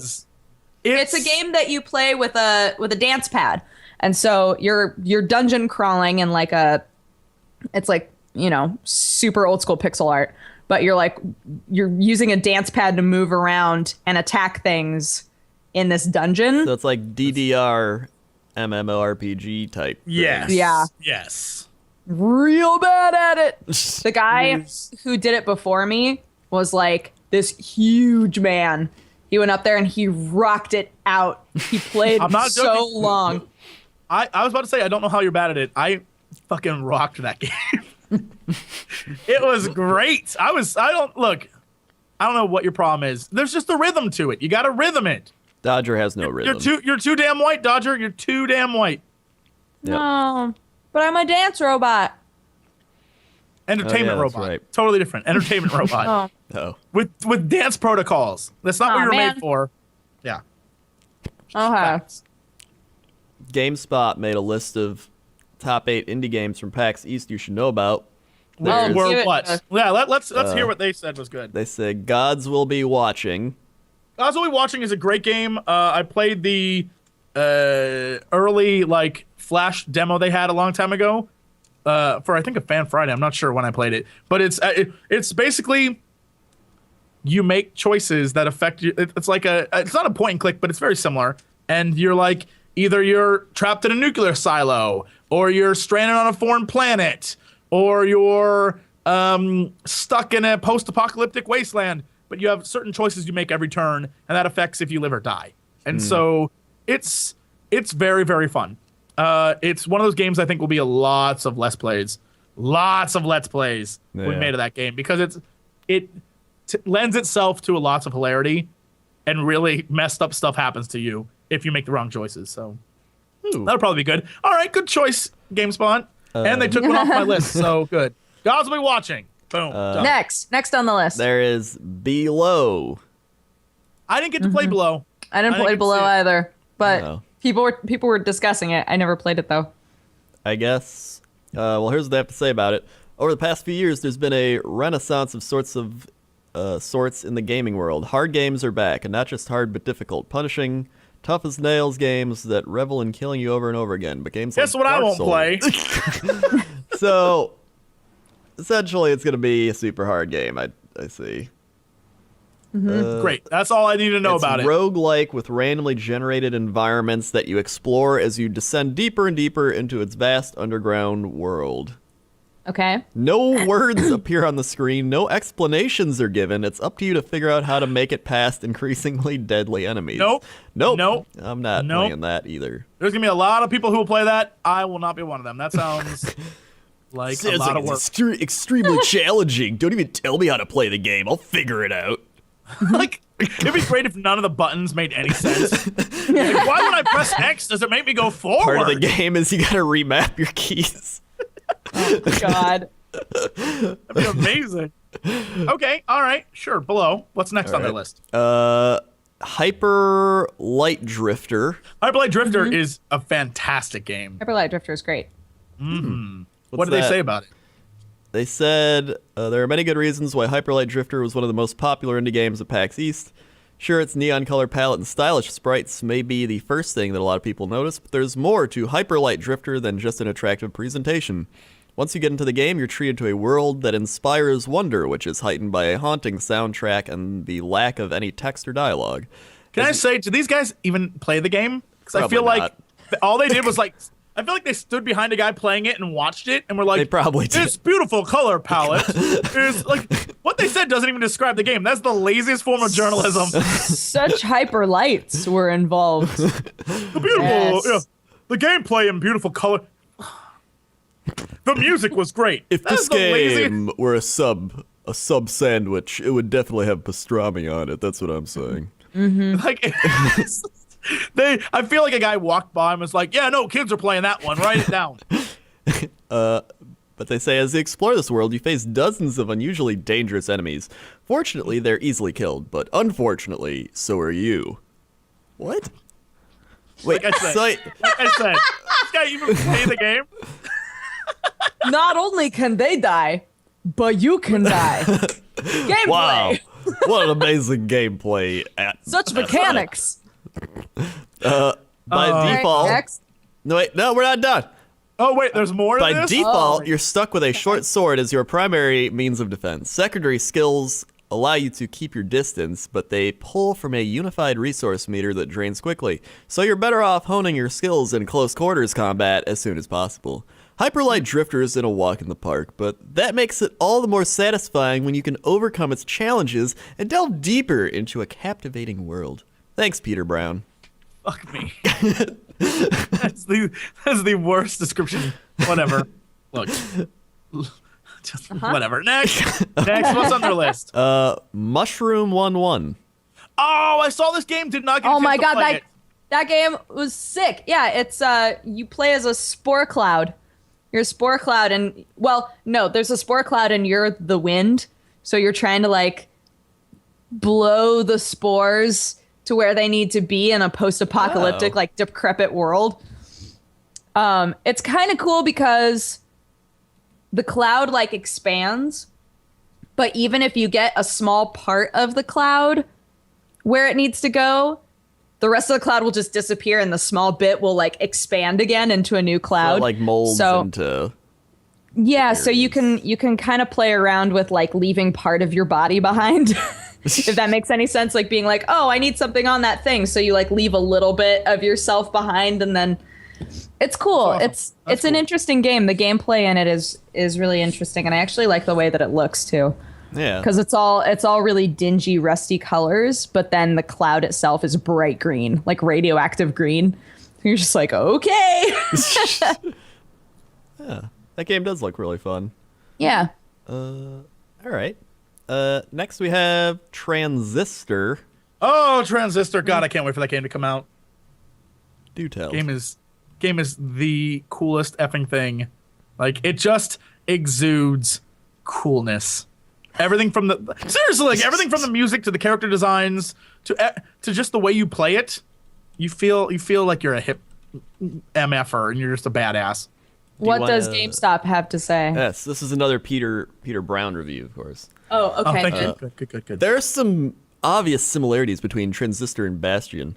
The previous release from Supergiant Games both feature silent protagonist, action-oriented gameplay, and an isometric view of a colorfully illustrated world. I wouldn't say Transistor's silent protagonist. There's definitely a story with VO involved. Yeah, well, he didn't probably play the game. All right. Anyway. Okay. In practice, however, the two games are far more different than they first appear. There's no longer a narrator describing your every move. Instead, there's a brooding spirit inhabiting your sword, Transistor, who acts as your guide.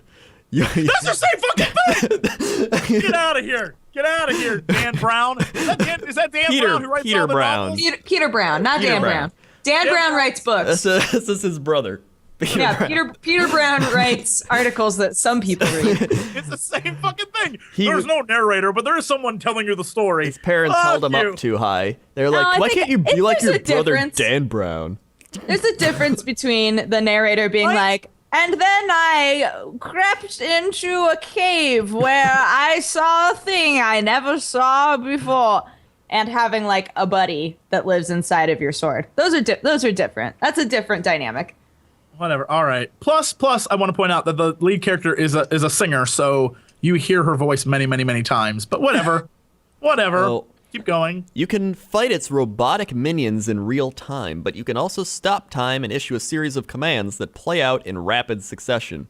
It's an important strategic aid during combat, but it's a useful puzzle-solving tool as well. Like its battle mechanics, Transistor's environments are rich and provide compelling depth. Neon hues line every inch of its futuristic cityscapes. And What in I say is comparison- cool. It makes you feel cool. Makes you feel like a badass. And in comparison to Bastion's Island, in the sky design, you get a sense that you're part of a greater world. You do. Look, it's a very fun game. I will say though that I don't know that I had any different experience playing it at PAX East than at PAX Prime than I did at PAX East the time before. Like, I'm very curious to see what the overall game is because I keep playing the same parts over and over again. And I'm Well, can you tell what they've changed? Like, does it make any sense to you? Like, why it's been the same for so long? No, they added new areas to it this time, but it still feels like the same mechanics. Does that make sense? Mm-hmm. So, I don't know. We'll see. I want to actually play the game. That's all. Yeah. Yeah. Yeah. All right. Next we have Roundabout. I didn't even see that. Don't know what that Roundabout, is. yes! Roundabout's a game where you play, it's literally Crazy Taxi, but you're in a limo. Yes? Is that what it is? It looks like it. Yeah. Oh my Yeah. goodness. It's Crazy Taxi, but you're in a limo. Well done. That's not written by Peter Brown. I don't care. Ooh. Can we only do Peter Brown ones? Yeah. There's Not a Hero, which we talked about, right? Did. Peter Yeah, Brown no, wrote about it, though. Oh, can we hear what Peter Brown What did he says? say? Yes. What did He he probably say? described it way better than I He could. probably did. So you want to run for mayor. Fuck me. Peter Brown wins. This guy is my favorite. My absolute favorite. For your first step towards office, do you appeal to the desires of your constitutions, reach out to community leaders for support, or hire mercenaries to sabotage your opponent's campaign headquarters Hire and murder mercenaries. their political aides? If you opt to commit brutal acts of violence, you're probably the star of Not a Hero, the latest game from all. Oh my god, that was all just like the build-up That was to the his build-up. actual review. That was okay. like literally a third of his thing too. It's just the all build right, up. cool. It's a cover-based It's a cover-based shooter that looks a lot like the classic arcade game Elevator Action, and it plays a little like it too. But Not a Hero offers creative methods for dispatching your opponents and a bit of dark humor to lighten the mood. Like, dark humor to lighten the mood? That doesn't make any sense. Burst through windows, live grenades in hand, but that doesn't mean you can't chuckle now and then, right?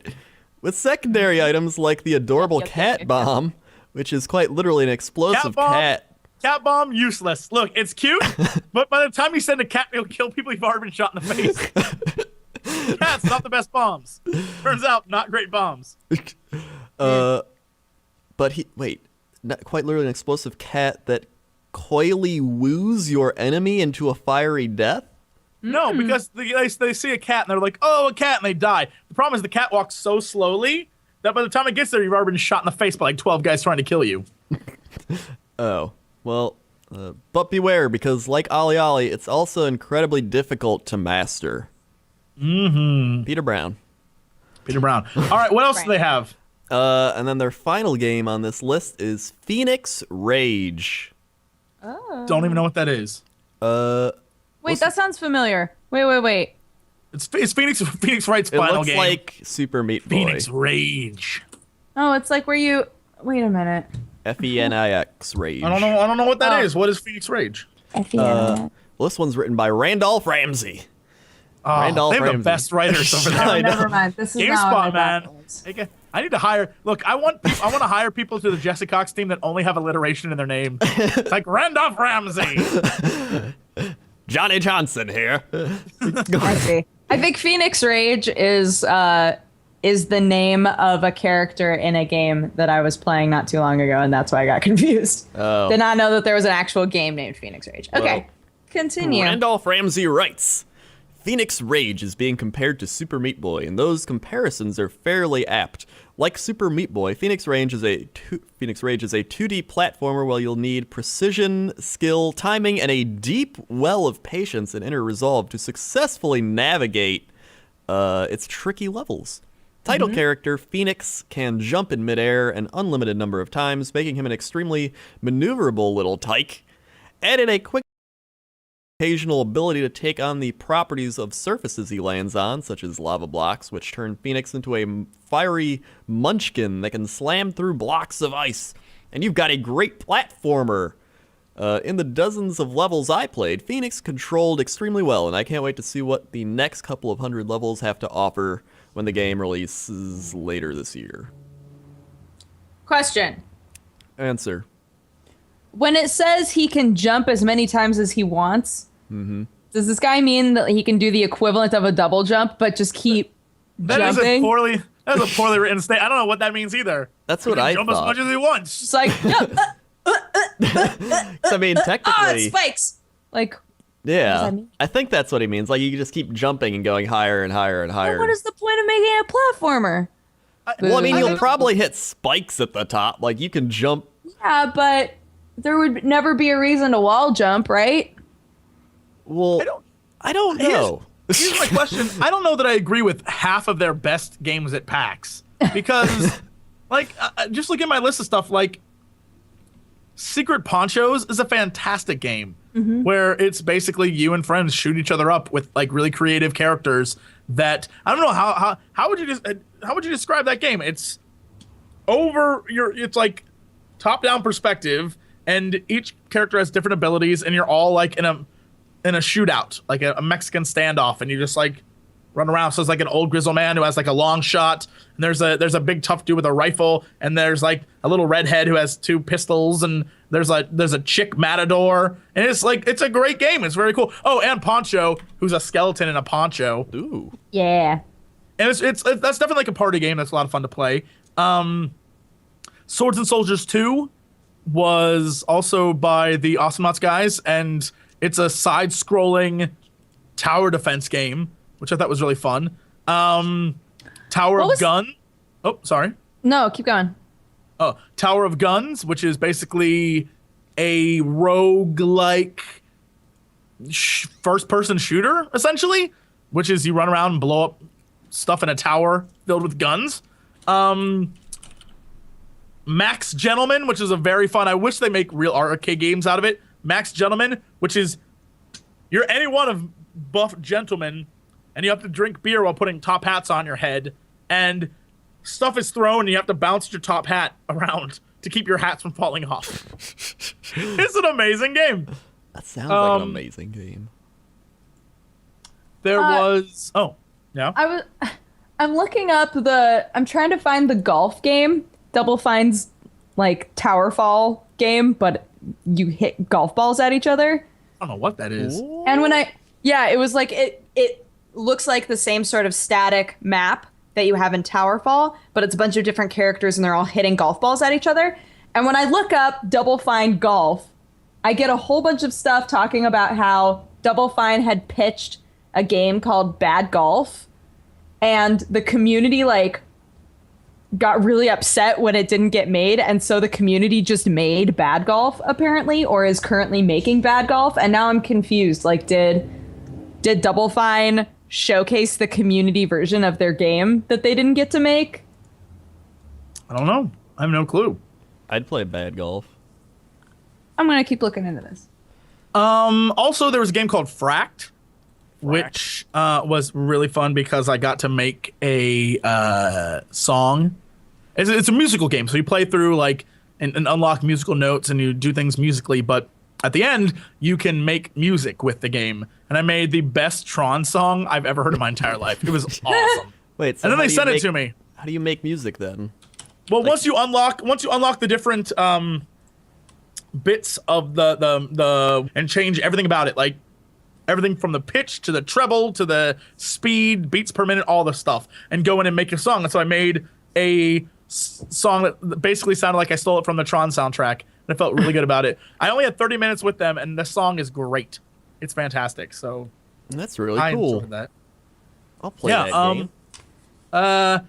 Guns of Icarus. Shout out to Guns of Icarus. They have a new Got their co-op co-op mode. It was a lot of fun. It's basically the game it is now, but rather than fighting people, you're fighting AI. And so they're AI biplanes and they're AI other ships. And the ships Yeah, look they're- way different. Planes all over the place, and there are like mini bosses, like big ships you've never seen before that are like, "What up, I'm a boss." I was like, "What?" Yeah, like there's one, and I don't remember what it's like, what the ship class is, but like it looks like a giant spiked fish because it has like the balloon. You can't shoot down the balloon because there's spikes all around the balloon and like fins and stuff. So I was like, oh no. So that was a lot of fun. And it's a precursor to their adventure mode. I guess adventure mode's coming later this year, and this is sort of what adventure mode will be, except minus the story. And I told them that adventure mode, and I want you guys, I want this to happen. GOI online, tweet at them. We need this guy, Captain Maximilian Valentine, and his crew ship. And it needs to be like the treasure goblin in Diablo. If you can kill him, you get fat loots, but he's so impossible to kill that you can't. And that's so bad, like, ha-ha, and he disappears, right? I want this It's one. like all of our voices, all four of us, just going. Yeah, I told them it'll be all of us, and we will fight you, and then we'll shout things at you. What So it'll be happens like, when you die? Is it like, well- oh? Yeah, here's the thing. No, it'll always be like you thought you could defeat Captain Maximilian Valentine. I shall return. Like that kind of stuff. But it would be all of us yelling at the player. I was like, guys, that'd be the best thing in the world. What if like we show up very rarely, right? Yeah, Our ship yeah. shows up very rarely, and when you defeat it, you get an outfit, and that's like the only way you can get that outfit. Oh, like a special super outfit? Yeah. That'd be awesome. Make it happen. Make it happen. I'm That telling is you. pretty sweet. I'm telling you. GOI online. Tweet at them. Tell them you want that more than anything in the world. Except for PAX saying that you want IKEA Chicago PAX. That's already happening. Pax IKEA, boo. PC Gaming made a top 11 games. Well, hold indie on. games. We're almost done with my list, mister. Oh, hold fine. Mister. Ha. Hotline Miami 2 is pretty obvious. That's Yeah. a fun game. That's nothing, that you don't know about. GOD Factory, it reminds me a lot of TIE Fighter and X-Wing versus TIE Fighter. It's a lot of fun. It's a space fighting game that is just a blast. It's ship versus ship. I Literally think a it's still, blast. ha! It's two battle cruisers and you're fighting in space with little ships, and it's still very early, but I love the concept. Look, TIE Fighter was my shit back in the day. And I want GD Factory badly. And you can customize your own ships and make them look really cool. I think the standout game for me that I really, really like is this War of Mine. I don't know if you saw that. If you find the trailer for it online, it basically is the coolest trailer ever. The concept is the game of, there are a ton of war games out there, but this time you're not playing one of the soldiers, you're playing the people. And so the trailer is great because it starts out like a normal like Call of Duty trailer, like soldiers running through, like getting shot at. And then as it pans out in the trailer, you realize it's about the people in the background. And the game is you play as people trying to live in a war zone. And so you can only go out at night, and you have to basically survive this war. And that's what it's about. And I was like, this is a great concept for a game. It really so I is. really hope that and it's not a FPS. You're basically making like decisions and things. I don't know how to describe the game. It's like you have to send, like someone needs to stand watch at your base, and someone needs to sleep at night or else you'll all get tired, and someone needs to go out and hunt for food, but you can only do it at night. And so you have to like collect things and stay alive. It's basically just a keep alive simulator. So Wait, so does it play like turn-based, or is it real-time? it's a mixture. So what happens, so for example, is you have a little shelter, and so it's you and however many people, like you can get more people, or you can, like, people can die. So it's sort of FTL-ish like that. But what happens is you scrounge for food, and you scrounge for supplies, and you can make things, and you can equip your base and make it better. So you can like have like, you can like even turn on a fridge so you can keep food cold and things. But you also don't want to have a lot of lights because then people will know you're there, things like that. And so what you'll do is you have, I guess crew members, even though they're not a crew, but someone, people need to sleep or else they'll lose, they'll go nuts, or get sick and die. Some people need to stand guard because there are also people out there just like you trying to survive. And then some people need to go out and scrounge around. So if you just have your people like protect your base, I guess a turn will go and then you'll see what happens to your base. But if you scrounge, someone has to go out and then you go on like a mission where you're actually going around trying to find stuff, and you have to sneak into other people's houses or sneak around. So you have to avoid dogs and guards and soldiers, and then also other people who are out there trying to survive. But it's not first person. It's like a side scrolly majig. Oh, and okay. yeah. So it's not like Rust or anything like that. It's basically a war sort of simulator. It's very cool. It's very cool. I actually was really impressed by that game. So that, Ooh. I think that'll do it. The two games I didn't get to play that I really wanted to were Let's Quip, which is a debate simulator, which I was like, oh, I want to play that. And then Hand of Fate, which I guess was like a card thing, but I didn't get a chance to play it because there were just too many people there and I ran out of time. So those are the two I'm going to look up and find because I saw those and was like, oh, I want to play Let's Quip so badly because it's you debate people. I was like, and you just, I don't know how you play it. It said debate simulator. And I was like, I want to play that so badly, but there's a line for it. And I just was like, I can't be bothered. That sounds like an amazing game, debate simulator. Right? So that was me. I have to say, I had never really looked at any Project Spark stuff. And I wound up sitting in on them doing like a big Project Spark presentation. And by the end of it, Neil and I had watched it together. Neil and I were like, we've got to mess around with this. Like, it wound up seeming so cool. I was like, I want to actually play this now. I was making so much fun of it, and now it looks like legitimately fun. But my favorite part was love was blossoming behind me the entire time. There was this dude behind me that I never looked at. And this girl came up and sat down next to him, and he was like, hey, did you get that oatmeal stuff in your bag? And she was like, oh yeah, did you want mine? And he was like, yeah, sure, I'll take it. And they were, just like talking back and forth. And I was like, oh, cool. They, they're buddies behind me. They're talking for a while, and he was like, hey, what do you think would happen if like, somebody made a whole world of penises? What do you think would happen if they made a game of just penises? And she was like, yeah, I wonder what would happen. That would be really funny. And he was like, yeah, it would. And then there was this long pause, and then he was like, I'm Troy, by the way. And she was like, oh, nice to meet you. I'm Sarah. And I was like, oh my God, they didn't know each other. They didn't know each other before this. And then it turned into this weird, awkward wooing phase where he was like, do you like my hat? She was like, yeah, it's a really cool hat. And he was like, yeah, it's probably my favorite hat that I've ever owned. And she was like, I could tell why it's a really cool hat. So do you like penises? Because, like, I got one. Yeah, I could make you a penis game. There's a penis game that I could make. It was the weirdest thing in the world. And then when I got up and turned around, he had like the biggest, weirdest hat I've ever seen in my life, which just made it even better. But that was all going on while I was watching the Project Spark presentation. I'd like to imagine made the whole thing better. They got married and have kids now. Yep. Yeah, already. And, Yep. Kids already. and they're just so happy. They have a white picket fence house. Yeah. The American dream. He also had a massive beard. It was like huge hat that looked like a big bird, and then he had a beard like this. I was so impressed. A huge hat that looked like a big bird. So you're saying Yeah. he was Radagast. He was, yeah, he was Radagast to the brown. He took his hat out and burned Yeah, he was just like, do you like my hat? And bird poop is like falling all over his face. I love bird shit. I've been waiting to find a man who was covered in it.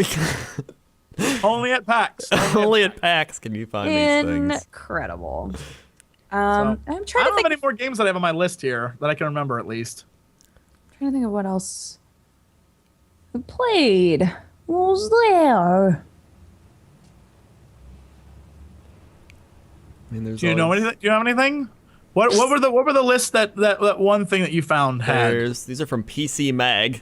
Oh, you're not talking Obviously. to me. I was like, what? Planetary Annihilation. Okay. I didn't even see that. Okay, great. Dive Kick Edition. Wait. Dive Kick Edition? Yep. Yeah. Okay. Okay. Shovel Knight. Oh, Shovel Knight's been around for a while, though. Yeah, Shovel Knight's not new. Oh. Whatever. Okay. All right. Neither is Dive Kick, though. Keep going. Broforce. Oh, fucking Broforce! I Broforce is forgot great. because I played it before though. Broforce, it might be the best game ever made by man or woman. It is so American. There's nothing more fun about it. It's literally just like beat the level, kill your friends, go America. That's it. That's how the game. Yeah, it says it's like an 80s, 90s action movie, but crazy. Thank you, Peter Brown. Chat says, That's not chat Peter says that Brown. I'm jealous. Chat says I'm jealous of the fact that I wasn't a guy in a big hat hitting on a girl at a convention. With bird Look! shit in your hair. Look, there were plenty of women there that I could have hit on, but I chose to go the high road and only hit on people during the Q&A, which is very awkward. Do tell. Nothing. Oh, the Q&A was, for those who missed it, the Friend Zone Live was a lot of fun. Yeah, it went really well. I was really It's a happy. lot of fun. I missed it. What happened? Dodger, would you like to explain what happened? Wait, what happened? Friends, I don't know. With, I don't you're know, the- it's all you right. getting hit on? Or you hitting no. on people? I don't remember any of God, I that wish. happening. I You were wish. actually on really good behavior. I just I want to. wish. I just want a synopsis. Someone tell Fem Booker to call me, but her boyfriend, woman Elizabeth, was all over that shit. That's not cool for me. Her No, boyfriend, woman Elizabeth. Man Elizabeth. Whatever. Look, I don't fucking. Wait, so what happens at a friend zone panel? Like they're Yeah, like, no, this I is wanted the you friend to- zone panel. I Then what wanted you happens? to tell what happened at the friend zone panel so you could explain it to people because you're in charge of it. Oh. I just showed up. Yeah. I mean, the panel was mostly Q&A. Every time that we've done the TGS podcast panel or the co-optional podcast panel, TV or ruins it. whatever. We're talking about stuff no one cares TV about. wants to talk about stuff, Agreed. and every time Jesse and I are like, let's just do Q&A, and he's like, no, we will talk about things that I matter, say and then we will do We Q&A. will talk about it like it's a podcast. Yes, just like that. And so this time, when I was asked what I thought the friend zone panel should be, I was like, well, we can do like maybe one game, and then the rest of it should just be Q&A. And everybody was like, cool, sounds good. So Lauren came up with an icebreaker for us that was the weird taboo game where you picked up a card that had a character name on Is that it. Lauren's idea? It explains a Yeah. lot, actually. Oh, now I get Yeah, it. yeah. So it would have a character on it, like Kratos, and then it would say, but you can't say all of these words, like God or war or or Blades of Chaos, like all that. And then you have to talk in that person's voice and explain who you are without using the taboo words.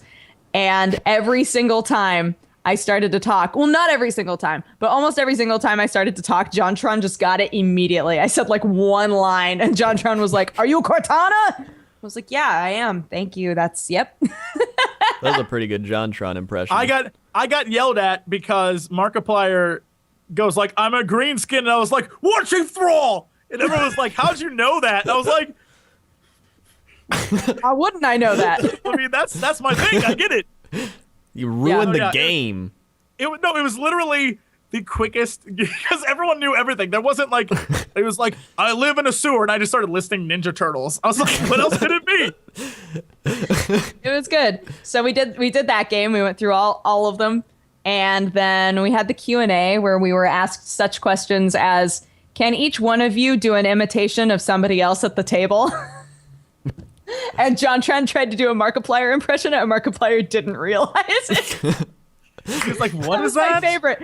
There was like a long pause, and then Mark was like, "Wait, were you just doing me?" John was like, "Ah!" It was great. So yeah, we had a lot of fun, and we were able to do a bunch of signings and pictures and stuff after it was over, and that was great. Yep. It was really hot as well because we were all in kigurumis. Of course. And I was you very were. proud of Jesse because Jesse actually brought his kigurumi. It was sweet. You did it. You know what? I sat through all of that. It was the worst, single worst experience of my life. Mm-hmm. Just the worst. Just all those people. But you said Not- all the Q&A not- people wanted to ask you questions. Don't ruin my joke, Crendor.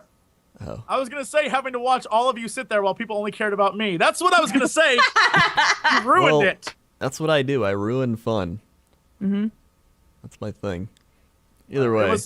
It was fun, and I had a blast. And then I got to laugh. It was good. I got to laugh as every time someone came up, they're like, "Question for Jesse." I was like, "No, Where's Cox and Crendor? this guy's a Grendor." I was like, "No, I have no answers for you." A lot of questions were about TB. That's what most of it was. A lot of it was like, TB? "Question for Jesse." My question's about TB. I'm like, what the fuck do I know? I was like, so I told everyone to tweet him. I was like, let's go tweet TB. Yeah. I'm sure he appreciated it. So that was It was very good. We had was a fun. lot of fun. I'm trying to think of anything else exciting that happened at the convention. Not really. Nothing really exciting happened. A bunch of us impromptu went on a party bus, and Negative Neil drank alcohol from the floor of the bus. What? So you should tweet at Negative Neil, say you're the worst. You drank alcohol from the was it on the floor? And he we went outside of our hotel because we wanted dumplings, and it was really late at night, and a party bus just happened to drive up and went, "Where are you going?" And Vinny, my boss, was like, "We're going to Chinatown." He was like, "Get in." So we got in this bus with like half-empty bottles of alcohol all over the floor and stripper poles inside of the bus. The second the bus started driving, there were disco lights that started flashing, and Miley Cyrus was blasting as loud as possible. And then Neil drank some sour apple vodka from the floor and started sticking his head out the window and telling people to go fuck themselves. It was great. It was a great night. It like went from really normal to like, what the fuck, really quick. So I have some questions. Yes. I have a lot of questions too. Most of them involve. Actually, I got a lot of answers. Not so many questions. Okay. Most of it involves what goes on at Maker, and I get it now. I get it. I get it. Answers have been. All right, we're good. Never mind. I don't have any more questions. My questions have been answered. Cool. Good. First question. A party bus just showed up. It Yeah. just showed up and was like, Yep. "Get in." Yep. And you got in. Yeah. Like this guy just pulled up in You a have to party seize bus. adventures, Crendor. Seize Here's the thing. adventures. If you want to kidnap Dodger, just show up on a bus and say, "Get in." She will be like, "Oh yeah." I no, this wouldn't is an have done this adventure." by myself. There were 7 of us.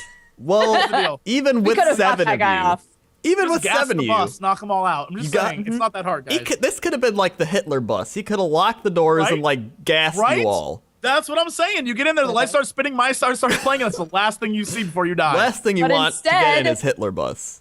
I'm just I got to saying. round off my day after doing the panel by hopping on a party bus and singing Miley Cyrus as loud as I possibly could. But you're lucky Is the it wasn't stupid- something A else. plus. Then, okay. A plus. That's- And I got to eat great Chinese food.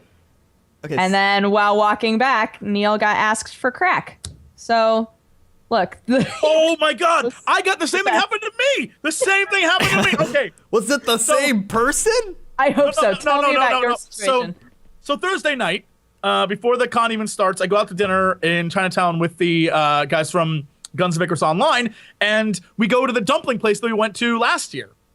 That all the Polaris people went to last year. That dumpling place. Gourmet Dumpling House. That's where we So tried to go, good. but it was closed by the time we got there. So good. Anyway, we go in there. We're all very excited. And we're eating our dumplings. And when we leave, we realize that one of the guys needs something from CVS. I don't remember what. I assume like herpes cream or look. I don't know what the Guns of Icarus guys are into. That sounds about right. Yeah. So we go there and we're standing outside waiting for whatever is going on in there.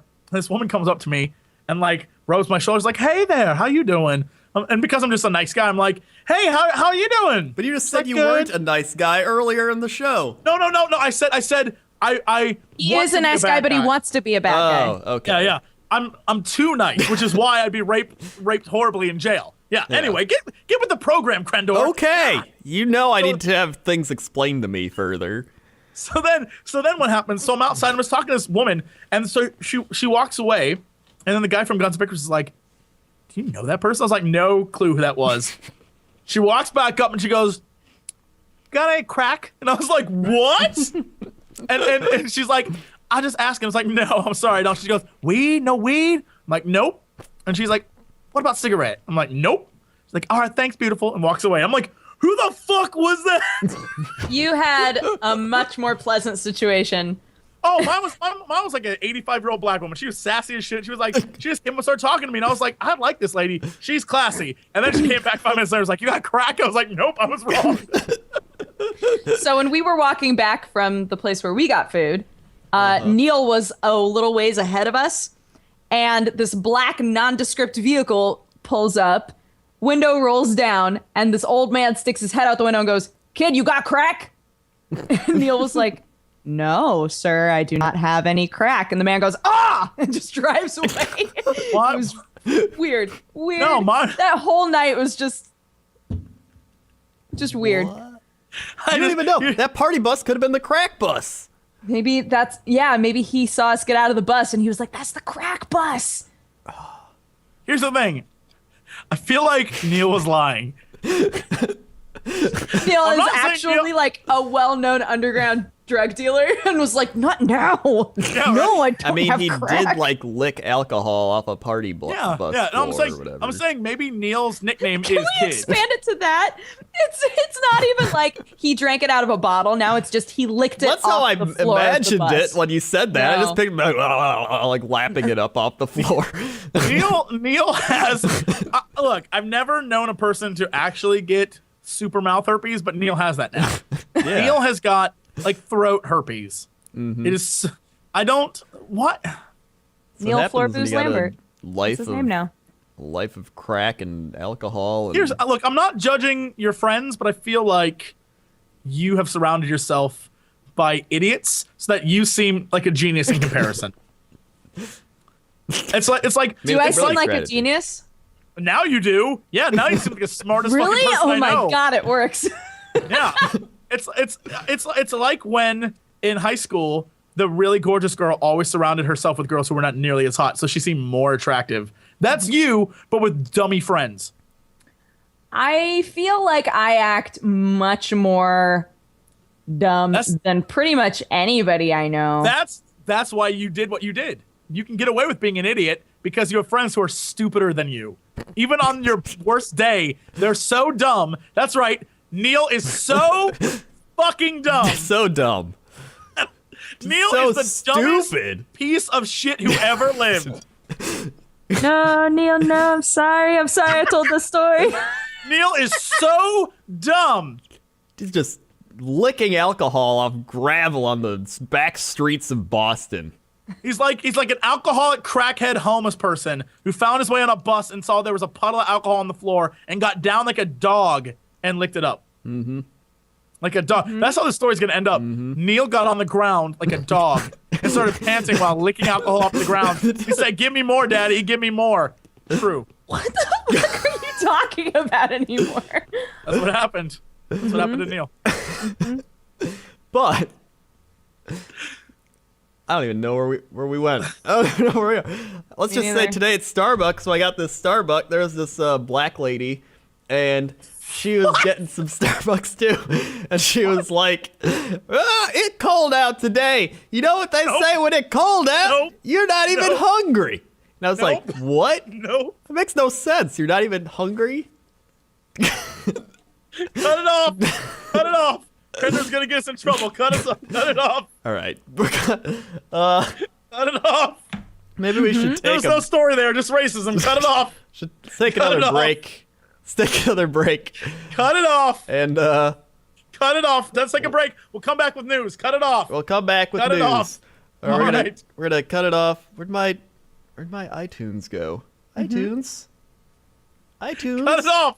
Cut it off. Right, just keep Cut it off. keep saying that. Nope. Cut it off. Cut it off. Jesse's such Cut a it off. nice guy. He really Isn't is. Jesse such a nice guy?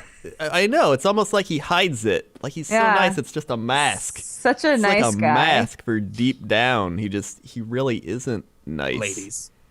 It's almost like I'm start playing a song, and then it's gonna get cut off.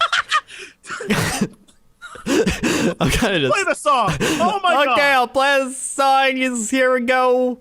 I'm gonna play a song. Welcome to the break. Welcome to the break. Enjoy your stay. And we're back. Hey. I knew it was happening. Yep. Yeah. Yep. I'm just glad I wasn't picking my nose. That is good. I see the I was cat. picking my butt. Cat. Aw. joined you.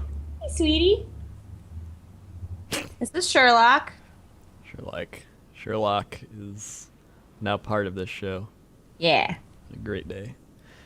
Anyway, Uh-huh. Let's talk news you can use. All right. I got a great news story for us. Okay, I have two actually, two really good All right, ones. we'll start off with mine Okay. because not I'm as the good as mine. host. Yeah, okay, go. New Call of Duty DLC has Snoop Dogg announce your kills. God damn it. Wait, say that again?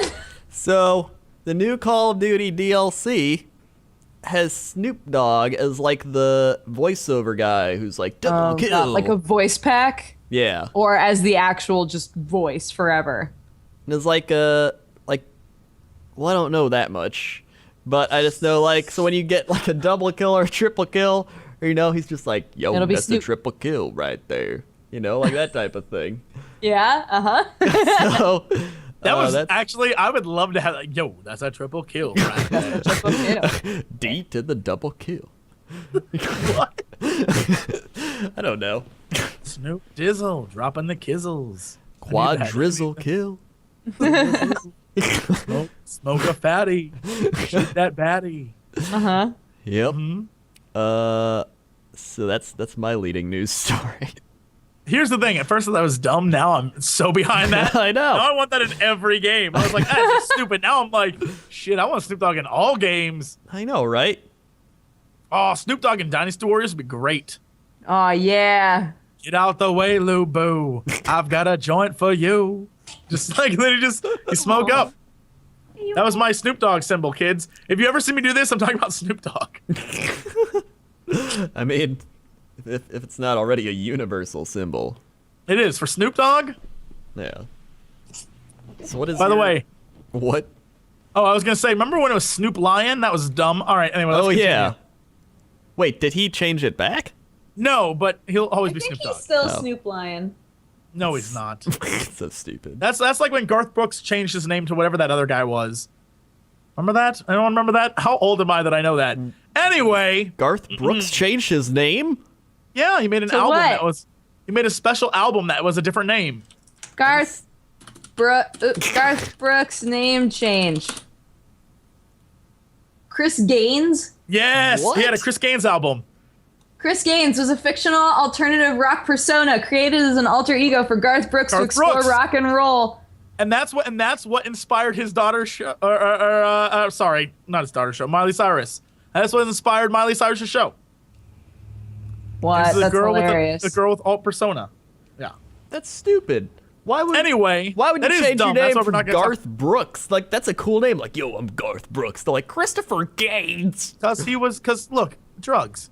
Look Cocaine. at this album cover. Oh my Cocaine's god. a hell of a drug. What? Taste. Oh, it's beautiful. I've seen it. I lived it. I don't need to see it. There are 13 Anyway. tracks. Let's talk games again, because that's more fun than me getting us off topic. Oh my god. That You is see a him? creepy album cover. Right? Stop. It's super He weird. doesn't even look the same. Yeah. Because it's an alt He's got his little persona. goatee. He's got his little goatee going on. He Okay, does. anyway, let's continue on. The new story. I guess several that's a new soul stories. patch. Yeah, it's a soul patch. The first news story is Dragon Age Inquisition will be using Connect voice commands, which What? I don't know why that makes sense, but the best part of this article, you can find it over at Polygon, is that in Mass Effect 3, players can deliver commands to squad mates, activate abilities, and switch weapons with speech prompts. Details on how the voice commands will work are not yet provided, but BioWare plans on using Xbox's Smart Glass app for the game. It needs to make sense, of course, Lee said, but we want Inquisition to be an experience that you can take with you everywhere. To work, to the commute home, the living room, and bed. What? Yeah. I don't understand. I think they're saying they want you to take Dragon Age Inquisition into your bedroom. And make I sweet assume- love to it. I assume that's what they're saying. I Yeah. assume they're saying the graphics will be so good. This time when you bang Morgan, you can do it in your bed. You gotta like voice command it, like take off your Yeah. clothes. That's what I'm saying. I think that's what they're hinting at. Like you can be like, now take off your top, Morgan. right? You know that's She'll what it's be gonna like, be. "Ah!" Just like You know that. that's what it's gonna be. I guess I will. Then you're gonna have evil dragon babies or some shit. I'm telling you, that's what it.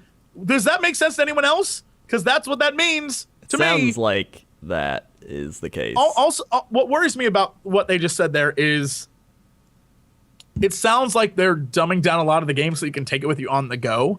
Yeah. Does that make sense? Like, it sounds like I'd rather have a really good game that was good that you had to play in your living room than a game that I could take anywhere with me and I would lose stuff to make it so I could take it anywhere with me. I don't care. I don't care if it works with my. You can only do the bedroom smart scenes when glass you're app. in the bedroom. Ugh. Here's the thing.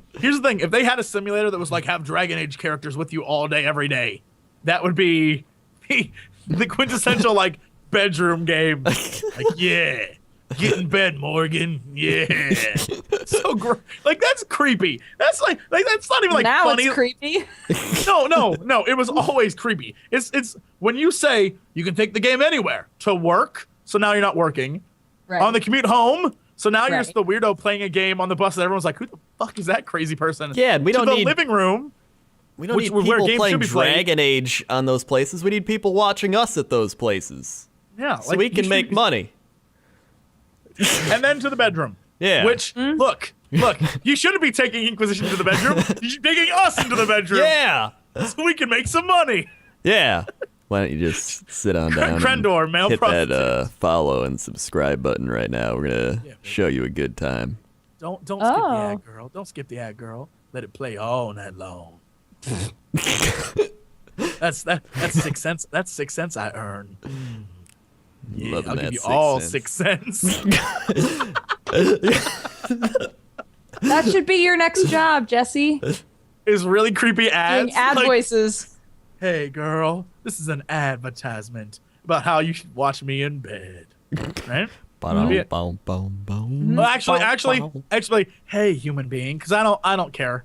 Hey, human being, who is definitely not an animal, watching this while your owner is asleep. Why don't you take me to bed? Like that. The Jesse Cox late night hour. Look, here's the deal. Here's what's happening with the podcast. We already made it 2 hours in with content. At this point, if people have stopped watching, they stop watching because TV's not here and they don't give a damn. And anyone else, they're here because they just want to see us talk. Exactly. So screw you guys who are like, talk about games. I'm working on it. I'm trying very hard. But sometimes I have to remind everybody that I would like to be in their bedroom. Is that so much to ask? That's so much to ask. Literally every time I look over and see the chat, somebody is like, "Oh, if TB were here, he would tell them what idiots TB they are is here. right now." He's just lagging. Very always badly. here. TB sold his voice to an underwater sea witch in order to get human legs. That's why you can't talk right now. He's Right? in the bedroom Yes. playing Dragon Age. That's a Little Mermaid joke. He's in the bedroom. Because we're owned by Disney. Oh yeah, that's right. We're owned by Disney. I just want to be Eeyore. Listen, Disney, if you need an Eeyore voice, Can I be? Yeah. Oh my god! And a Eeyore. Dodger can be Piglet. Oh my god! Yes, make this happen. Hey, That friendship! sounds pretty fun to me. I guess. Then we can just keep poking you in the ass. It'll be great. That's not what I meant, but his tail. His tail. I think that's meant for the Dragon Age bedroom. Dragon Age bedroom. Take it to the bedroom. 2014. That is something that I thought was very funny, but also even more humorous.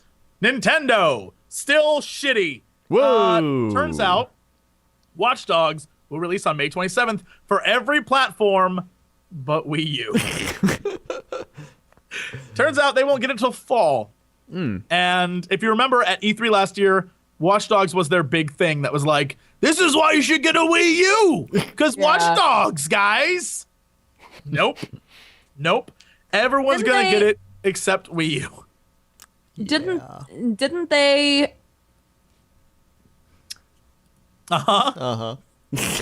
Yes. Didn't You can do it. I believe in you. What is going on? Never mind. Your cat's trying to get away. Your cat's like, nope. Nope. Oh, his little leg. You tried really hard. Look, What were you trying to say? I don't know. No, you I can't. was, You can't. I was trying to say, wasn't that not Nintendo's fault? But like the Watchdog devs were like, we can't Yes. figure out the Wii U. Yes. It is not Nintendo's fault. Well, actually, it is. It is Nintendo's fault because Nintendo made a console that no one can figure out. But yeah, the developers have. It's not Montreal. Ubisoft Montreal is not making the game. It's someone else. It is Ubisoft Bucharest, Romania is making the game, and so every other platform is getting it from the Montreal guys, and only Wii U is getting it from the Romania. They had to make an entirely separate team, and an entirely separate country in order to figure out the Wii U. Oh. So once again, Wii U has nothing anyone wants to play. It's because they're not used to making like video games that aren't their already stabilized character base like Donkey Kong and Mario. It's a sad state of affairs over there. And Don't the worst make part Watch is, Dogs with like Mario. can I just say, we just got back from a video game convention. Mm-hmm. No one even thought of, like Nintendo wasn't on anyone's mind. know. Like they're so off the radar. It's sad. They have the new Smash really Bros sad. for DS. Here's the thing. Unless you care about Smash Bros, which is look, I've been to a fighting game tournament. I went to Evo last year. I'm going again this year. I'm gonna say what we all know. The Smash Brothers community, you're a bunch of weirdos. You're a bunch of weirdos. You're way too excited about that game. The amount of Wii Fit porn that exists now is horrifying. Stop it, guys. You're creeping me out. You're creeping me out. And you gotta stop. On the plane, we were all daydreaming about what if Smash Brothers had come out before we had to get on this plane, then we all could have Smash Brothers together on the plane. Remember what I said about Smash Brothers fans being weirdos? Dodgers friends drink shit off the ground. I think I speak for myself when I say that I'm right. And buy crack. He probably did buy the crack. He just didn't tell you. He was like, yeah, I got offered it. I didn't buy it. I mean, No, Neil was the seller, remember? Oh, yeah, the Neil guy wanted was the the crack seller. from Neil. oh yeah, that's right. He probably buys it too. Mm-hmm. I'm just saying. I'm just saying. Look, I've seen the best your gaming community has to offer at Evo, and it was no. Smash Brothers is like the game people play at like parties, and they're like, yeah, let's play some Smash Bros. Like they play it for 20 minutes. Like, all right, but then there's like the competitive people. It's like, this isn't a competitive game. This is just If I have to start online beef with someone, I want it to be with the Smash Brothers community. I feel like I need to take them down a peg. it is a competitive game. They've gotten by too long on a game that is not as competitive as they say it is. We need to stop it. We need to stop letting you guys have a pass. I want to be the one to take you down. I Yeah, want to be that guy. So Jesse Cox look, angering the Smash Brothers community and Crip fanboys since 2014. I want to start all the online beefs. I feel like that can only help me. It only helps rappers when rappers get in beefs. Mm-hmm. That's all it is. They just get more publicity. Get more publicity. I need to get in beefs. I need to get in beefs with Eminem. Oh man. Mm-hmm. If I can get in a beef, Eminem, you're white and not nearly as good of a rapper as you think you are. Also, you have mommy issues. Owned him. Who else? PewDiePie? Owned him. PewDiePie, learn to speak English like a real person would. You foreigner. And stop having a gorgeous girlfriend. I hate you. See, I'm good at this. I'm good You at are this. good at this. Who else? You got anyone else? I mean, we already covered Markiplier. Markiplier, your hair looks like a shark. What else? What else? we got? Yogscast. Yogscast, stop copying me, you copiers. You even copy my looks. You made Done them with you. big. They were on your did. show before they were made even them big. popular. I made them big. They used me, and same thing with Sly Fox. Sly Fox is on my show. Yep. He used me to get popular. If it wasn't for me, he would be nobody. He'd be nobody. Creatures, more like Bleachers. bleachers, because people sit on them because they're flat and emotionless hacks. Anyone else? Jenna Marbles. Jenna Marbles. I remember when all you did was jump around in a bikini, and then you became famous and tried to have talent. You don't have talent. Get out of here. Next. Give me someone. Give me someone. All right. I'm starting all the beef. See who's the game. The LOL community. League of Legends. More like lame of losers.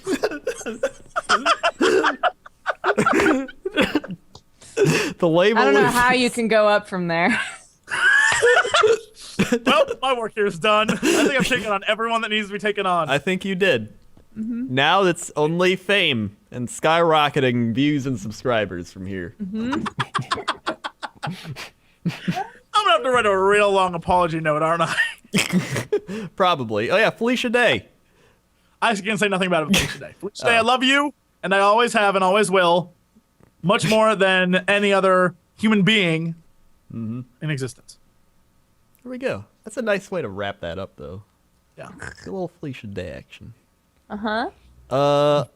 Dodger, Now did you what? find any news, or did you? I didn't even Dodger look. didn't do shit. I didn't think so. Because you guys said you were on it, so I was like, cool. I didn't say anything. You just I didn't assumed say I was anything gonna either. look up stuff. I didn't say anything either. You did say something, Jesse. I didn't say anything. Either way, I have another news story. There's a game called, what is this? This is on Kotaku. Oh boy. It's Okay. like Secrets of Mana as a dungeon crawler. But it Wayward is? Souls. What? Wayward Souls. What? So look that up. I am They right say now. It's like Secrets of Mana, but it's a dungeon crawler. Wayward Souls from Rocket Cat Games. Yeah. I don't know. And they don't even have a big article on it. It's just sometimes you're wandering around PAX East and you find a sweet game that looks like Secrets of Mana, so you've got to check it out. This is Wayward Souls, the next game from folks at Rocket Cat. It's out for iOS on April 24th. It does look like Secret of Mana. They made such games as Mage Gauntlet and Punch Quest. It looks and plays almost like Secret of Mana, except it. Yeah, you're right. It's a dungeon crawler. Yeah. Huh. So, I guess that's another game to check out. there's the teaser for Blood Bowl 2. Oh yeah, there's a teaser for Blood Bowl 2! That happened. Yeah. Pretty sure the only people excited are like me, Kenor, and Sam. Like, oh yes! Sick. Oh yeah. Grand Theft Auto 5 rumored to be landing on PS4, Xbox One, and PC in June. Yeah. accurate action for that announcement.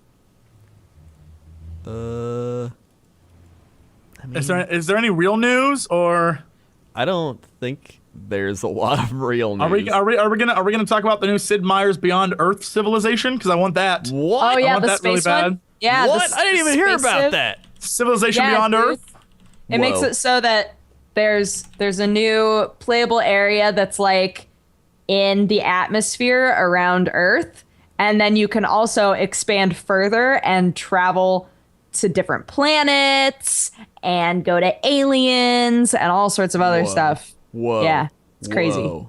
It's crazy. Which is great because Civ 5, the furthest you could get was like not even that far. Like it was really depressing that the future tech wasn't even that futuristic. In Civ 4, you got fucking Imperial walkers and shit. It was great. Yeah.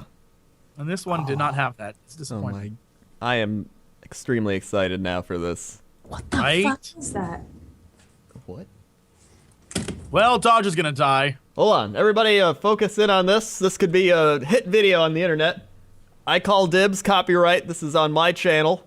Is it wrong that I want to like whatever's happening there? Dodge's cat's getting the full view, He is. and if oh man, this is like the plot of a really good movie. If Dodger gets killed right now, the cat's the only witness. Oh man, and then a cat whisperer has to come in and figure out who killed it, who killed Dodger. Damn.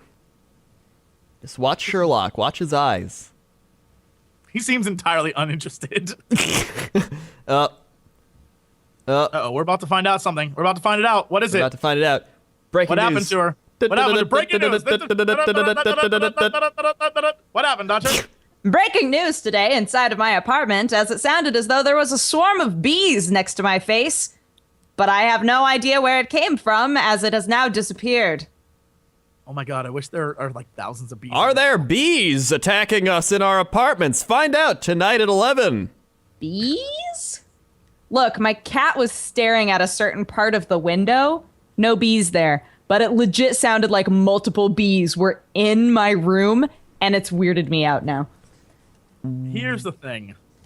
I wouldn't doubt that bees had found their way into your apartment. I wouldn't either. Probably. I feel like you would have been like, "Hey guys, it's coffee time." So I left out a jar of honey last night, and bees swarmed into my apartment. I mean, didn't Yeah. you already have the fruit fly attack? Oh, of course. Of course I've had the Turned fruit fly out to attack. be the like liquidating Nope. potato.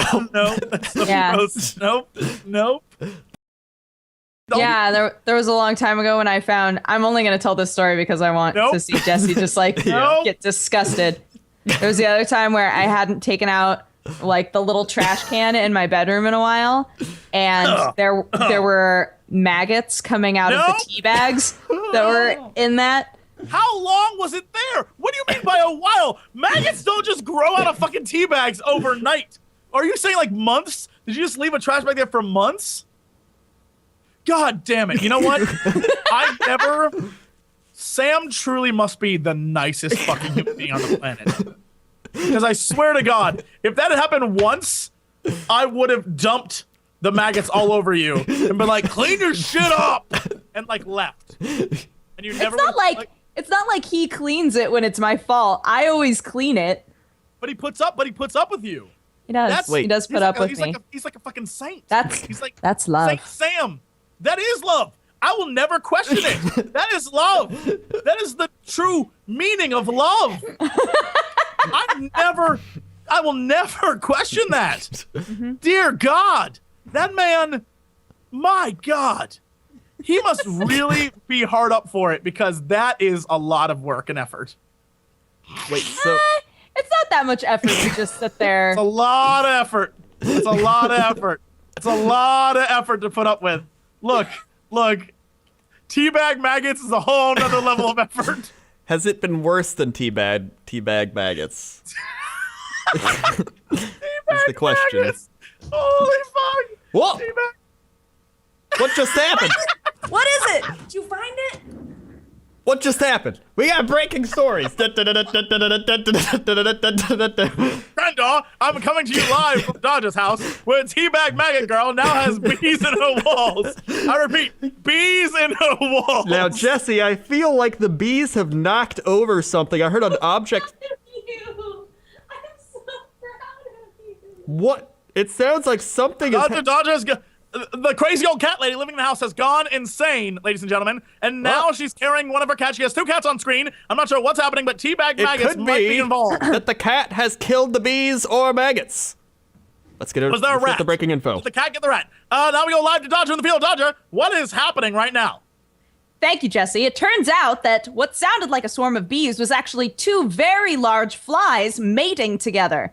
So they were finally found by one of my cats, who trapped them under two paws and proceeded to eat them. Unbelievable. This I'm just so in, proud. Teabag Maggots have become giant fucking flies. And now they're dead. And now they're dead. Or so we think. See Dun, you dun. in the fly Dun, tube. dun, dun, dun. Do flies cause cancer? We'll find out more later in the show. They might. All we need I to don't do is know. wait and see if Dodger gets cancer. If it happens, we know. Yep.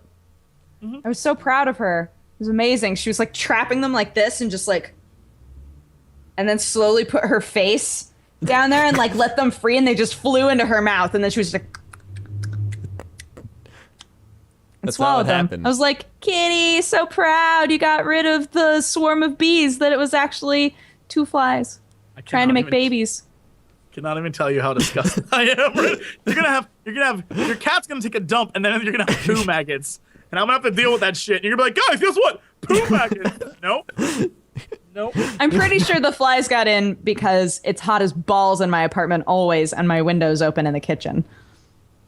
I feel like that would Oh, indeed. those are like Hollywood street flies then. Oh, yeah, they're those even are Hollywood worse. flies. Those are was worse. probably- Polluted Hollywood street flies. Oh, they're hipster flies. That was probably Kim Kardashian fly, and Right. Or Kim Flydashian. That Kim would be better. Flydashian. There you There we go. I was, Whatever. I was hoping for something Yeah. a bit next level. yeah. Thank you. you. I try. And who's she dating now? Is she wait? Oh yeah, Kanye. They're married, Oh dog. yeah, they're married. Listen, I don't care. Old man Crendor, like, oh, like- the girl with the butt dating? I remember when she did a porn video. Back in my day, Is that still out there? Can an old man get a porno at IKEA, at IKEA? I could I'll get watch free it on- coffee there. 2014. I want Crendor to go to an IKEA, sit at the IKEA restaurant, and watch the Kim Kardashian porn while he drinks coffee. Yep. I want that. I mean, it'd So, make yeah. a good non-content. Oh, dear dang! So, is there anything else to talk about, guys? Do we have anything else of importance? I gotta read about Beyond Earth, but aside from that, let's see. Just Beyond Earth. There's a documentary being made for the Oculus Rift. Oh, That you watch on the Oculus Rift? Yeah, it's David Attenborough's next big thing. whoa! So you get to be like with David Attenborough? You Oh, get to you- be David Attenborough. Oh, I'm David Attenborough. hello, I'm David Attenborough here. And today we're gonna take a look at nature. Nature Yep. is a I beautiful. think it's like another flight thing. Like you're flying through the sky and you can look around while you're flying. Oh, they have to do see like if I- 360 Wait, why would you? cameras? Wait, why would you want to Yeah. fly as David Attenborough? Wait, are you saying David Attenborough can fly? Oh Whoa. my god. David Attenborough, Superman. I always knew. But like, wouldn't you want to be in nature with him? Like, it would be okay. They were stupid. They could have made it so you go on an adventure with David Attenborough, like in virtual reality. He's there. He's like, oh, hello, and you go with him, and then you see animals together with him. How cool would that be? Okay. You'd be like, I'm on an here's- adventure with David Attenborough. Here's the description.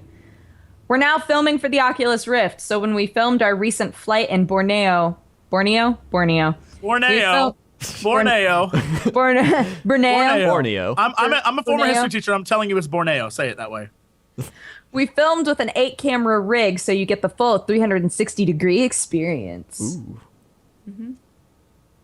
Wait, is that it? In Borneo.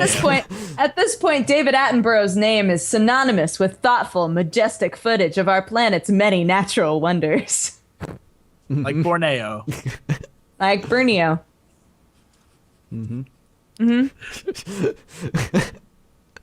Yeah. So there's that.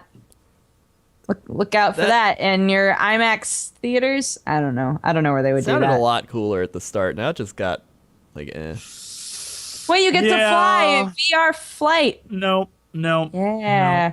Did you I'd see rather that go on a video of the journey. guy who was gonna go skydiving but then dropped his camera and the camera footage is still like legit?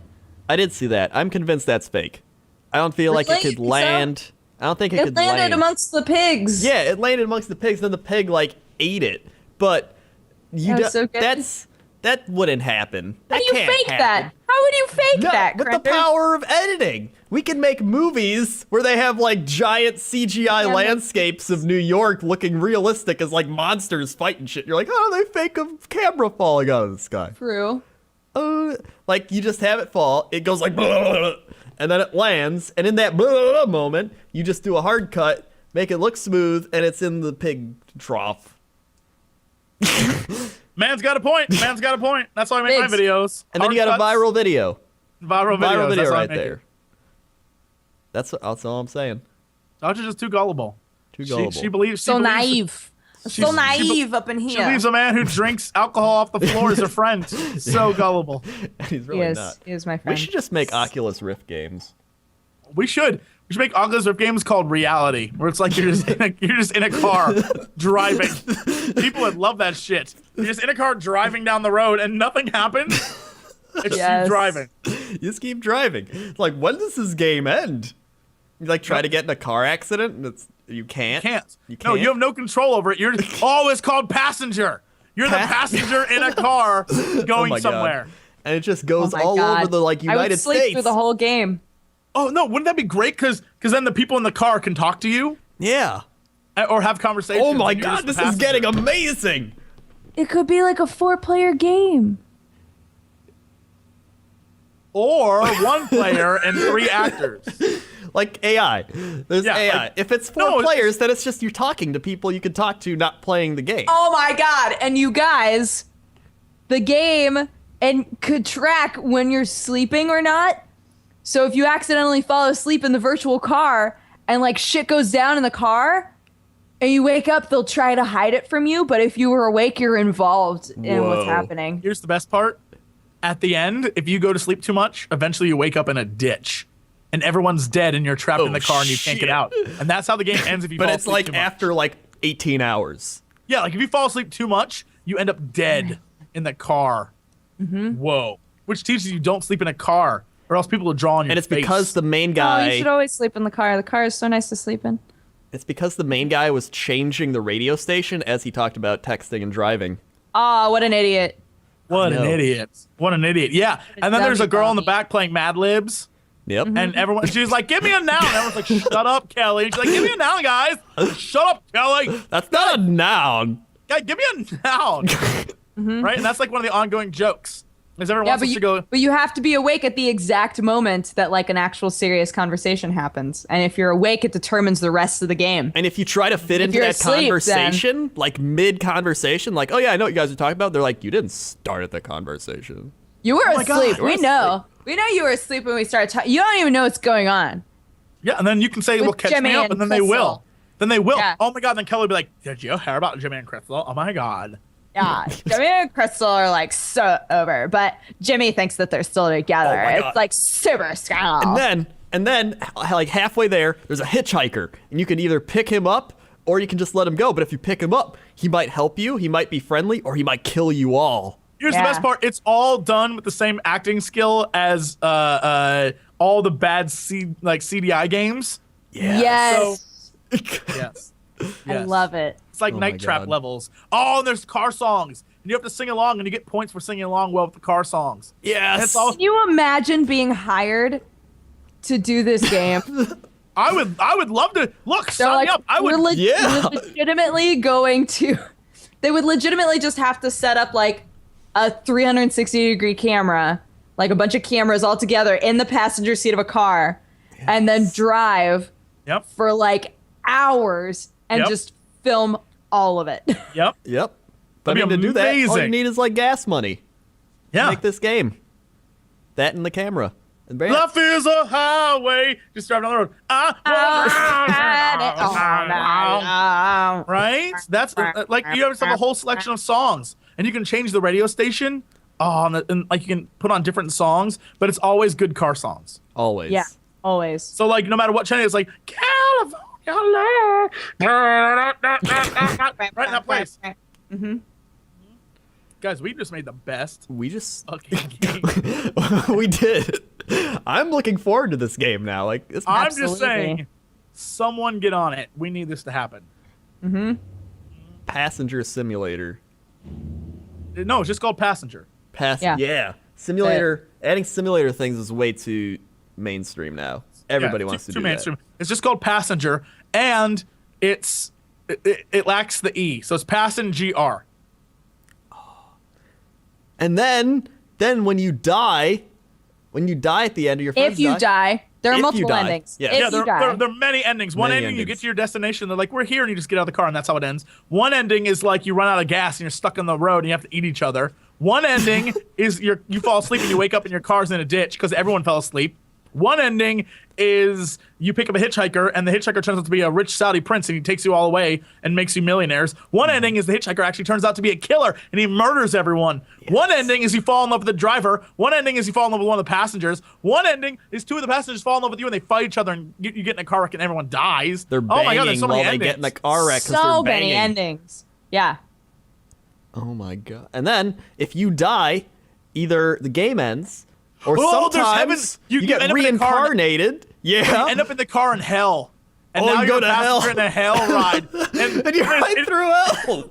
You ride through hell. And so one Oh of my god. there is no heaven version of this. You always go to hell because no matter what, all of your friends in the game are assholes, which means implicitly you are an asshole. And you meet a bunch of like people that would go to hell. One of the hitchhikers is Hitler. Yeah, you meet Hitler. What are you doing? Are you going to the hell beach? He's just Why reading a don't you book. let me Exactly what show. Hitler sounded like. He's just That is reading a such good book in impression. hell. You're just like, hey, look, it's Hitler. And he's like, oh, hello. Hello, everybody. Are you going to the hell beach? Can I go with you? And then he gets in the car and he's like, wow. Oh, wait, hold on. Wow. This car is certainly roomy. Is it not? And you guys are like, yeah, Hitler is the best, right? go to the and beach? if you do enough Mad Libs with Hitler, then your relationship levels just skyrocket. He becomes your best friend, and he my won't God. leave. You guys are the coolest people I've ever hung out with. Hell used to be boring, but now we're going to stir up some trouble, right? You get me become friends, and then you go to the beach, and then Stalin's there, and he steals your beach ball. He's like, "It is my beach ball. I wanted to play with my Stalin! friends." You ruined everything for me. I thought we were friends, but you keep stealing my balls, right? And then you have to negotiate a truce between Hitler and Stalin because the two of them keep fighting all the time. And then Satan The gets best. involved. He's like, "Guys, come on, just break it up, all right?" Guys, this is not what hell's for. Stop fighting. You're causing too much drama down here. Thank you Is for it- watching the Co-optional Podcast. No, and then Be sure to and tune then- in and then they every Tuesday. No, I am at the noon. host. You're not the host. And then they force you to play Ride to Hell Retribution as a punishment of hell in hell. Oh my goodness, what's happened? I will choose an adjective. And that's the one game we'd make. I mean, if you give us crowdfunding, we'll make a bunch more games. Look, guys, we will make you so many. What I want to make more than anything is I want to make a Japanese dating sim, a Cox and Crendor Japanese dating sim that has all Japanese voice actors, not one American voice actor. Except us. And also we'll put Hitler in it now too, because Hitler apparently is going to be in it, and he'll be like, "Hey there, would you like to go on a date with me?" Oh, Right? What? it's a Japanese dating sim. Japanese Yeah. movie. Yeah. You messed it all up, Jesse. You messed it all up. Okay. Ooh, But unlike would you that, like to go on a date with me? Still English. That's still English. but unlike that stupid game we played, you could do all the fun things it wouldn't let you do. Like having sex with the anime girls Or going to that store. and having Oh, you're sex talking with the about anime Gogo girls. Nippon? Gogo Yeah. Nippon, my first trip to Japan. Yeah, we played that. And then, but didn't have sex with anime girls, and it was a letdown. Apparently, from what I saw on YouTube, I wanted to see the ending. There's an ending where you like fall in love with each of them. Do you have sex with them? Apparently, there's one where you like see them undressing.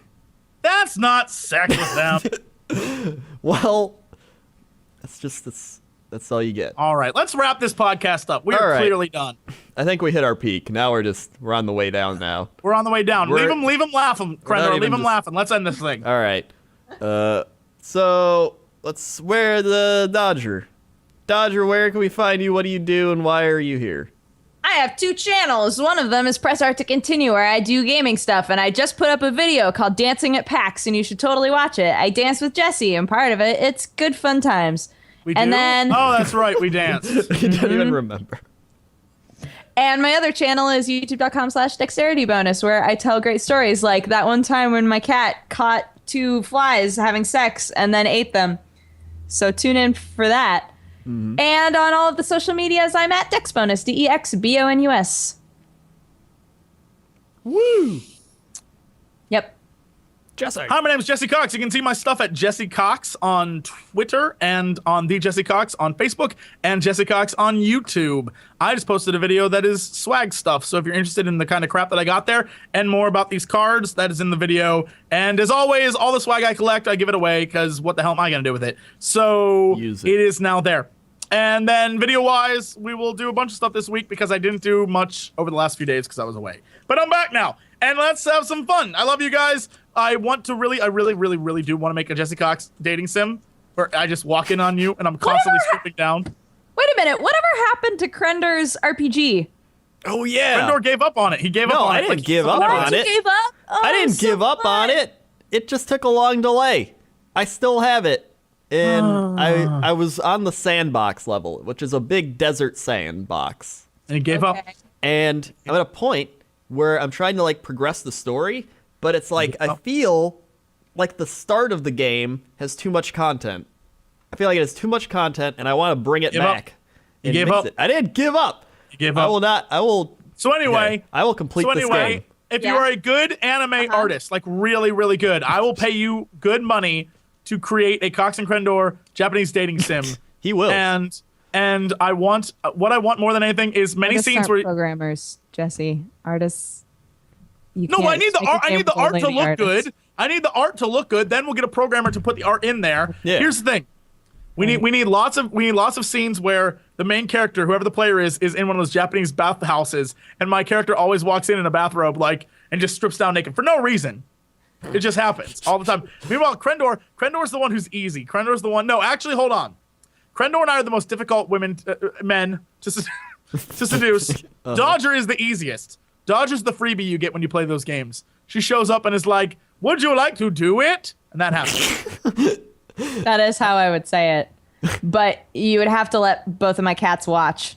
Oh yeah, no, that's what happens. And They there's would gonna be a just scene. Be right here. I want guys. Watching. I want this. I want this. And then we're gonna hire all Japanese. I'm gonna find the best Japanese voice actors I can find. Yes. And pay them a fortune to make it happen.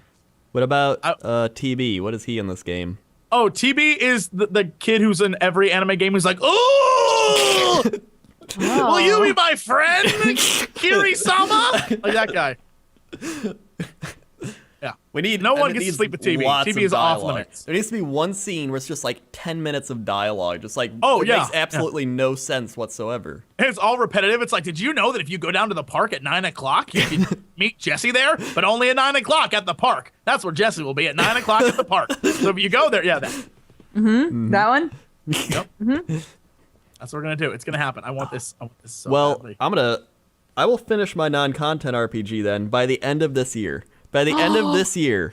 Whoa, that's such a bold claim. It's a bold I'm going to claim. eat another Cheeto Whoa. because you said that. Yes. It'll be done by the end of this year. And Crendor-tainment 2014. So, hey. You go find me on youtube.com/WoWCrendor. I make videos. It's pretty great. I also have youtube.com/CrendorIRL, which is all my non-content. I also, on that channel, have videos such as Dodger Eats Ramen. I have Jesse Cox's refrigerator. I have TB's refrigerator. I have Jesse eating a sandwich in slow motion. You went to my Surprised you haven't hometown. done my refrigerator. He went to my know. hometown. He went to my hometown and found where I used to live in my old house. So I right now did. there's someone on the internet calling or probably stalking that house, and I don't know who lives there now. Those people they need to be worried. They need to run. They need to run. They need help. Those people. I mean, and I still have all the refrigerators ready to go. I need to get Dodger's refrigerator. I can get Sam's refrigerator. I need to do my own refrigerator, but I'm saving that. That's like the special. That's like the grand finale. You don't put that up yet. I'll get a bunch of people's refrigerators, and then what else do I got? We got twitter.com/WoWCrendor, facebook.com/Crendor. Of course, there's twitch.tv/Crendor, where I stream every Friday and eat food on stream. That usually gets the most views when I'm eating. So you can just follow the stream right now or subscribe if you want to give me money, because that's cool. And you get cool emoticons. It's a win-win. I just checked my phone to see if my mom sent me an email about today's podcast. She sent none, so I assume she gave up and was like, "This is She probably shit. gave up. This I is don't- shit. Who is this Jesse Cox asshole? What a rube." That was my mom. What a rube? What a rube. rube. My goodness. What a rube. Such strong words. What is a rube? Look it up, Crendor. It's 1930 slang. Should be right up your alley. I was more of a 50s person. Whatever. Same. Still works. Let's see. Is there anything else? Did I make anything cool lately? Not really. I made Goat Sim. You go watch my Goat Simulator vid. That was fun. It's pretty great. So check that out. I'm also covering Warlords of Draenus. Draenus. Draenus. Warlords Draenus. of Draenus stuff. Are when you that comes out. are you in the friends and family Yeah. yet? What? I'm not in that. Well, and it I'm a didn't- friend and family. No, it didn't start yet. But I mean, Motherfuckers, better let me in. You better let me in. So Crendor and I can make our videos. I know. We'll all get in at the same time. We're all on the list of friends. The only list I'm on is the list of people to avoid at conventions. I mean, I have a list of people to avoid, and you are on it, so. Yep. I'm on sense. everyone's list of people who avoid a convention. Like, this guy will creep you out. All right. Well, thanks for listening, and we're done. Yay! Yay! I managed to salvage some of the podcast. TB can't be mad at me now. Yeah. He will. I thought it was a very on-topic podcast. I tried. I gave it a good 2 hours, and then I just quit. Yeah, but I mean, it was better than either of us. We both quit a long time ago, and we started eating Cheetos. You assholes. All right, that's it. We're done. All right, that's it. Thank you, We're everybody. done. Thanks for listening, watching. Follow Facebook, youtube.com/WoWCrendor, Facebook.com/WoWCrendor, Twitch.tv/WoWCrendor. Just look up Crendor. Cosplayers at PAX, WoWCrendor. call me. PAX and Crendor. Go to Call Rodeo me, Arcade. cosplayers. RodeoArcade.com/Jesse Cox and buy the shirt. I'm This on the Goobity Gop internet. Gop That Gop means shirt. It's a great I shirt. could be famous. You can go check Call it out. me. It's pretty great. Call Goobity me, Gop Gop shirt. Because we cosplayers. get part of the money, and money is Call good. me. We like money. Money. Cosplayers, call me. Call them. me. Call them, cosplayers. I have a shirt that says Goopity on it. Yeah, buy that because I get part of the money. I want a Goopity on your shirt.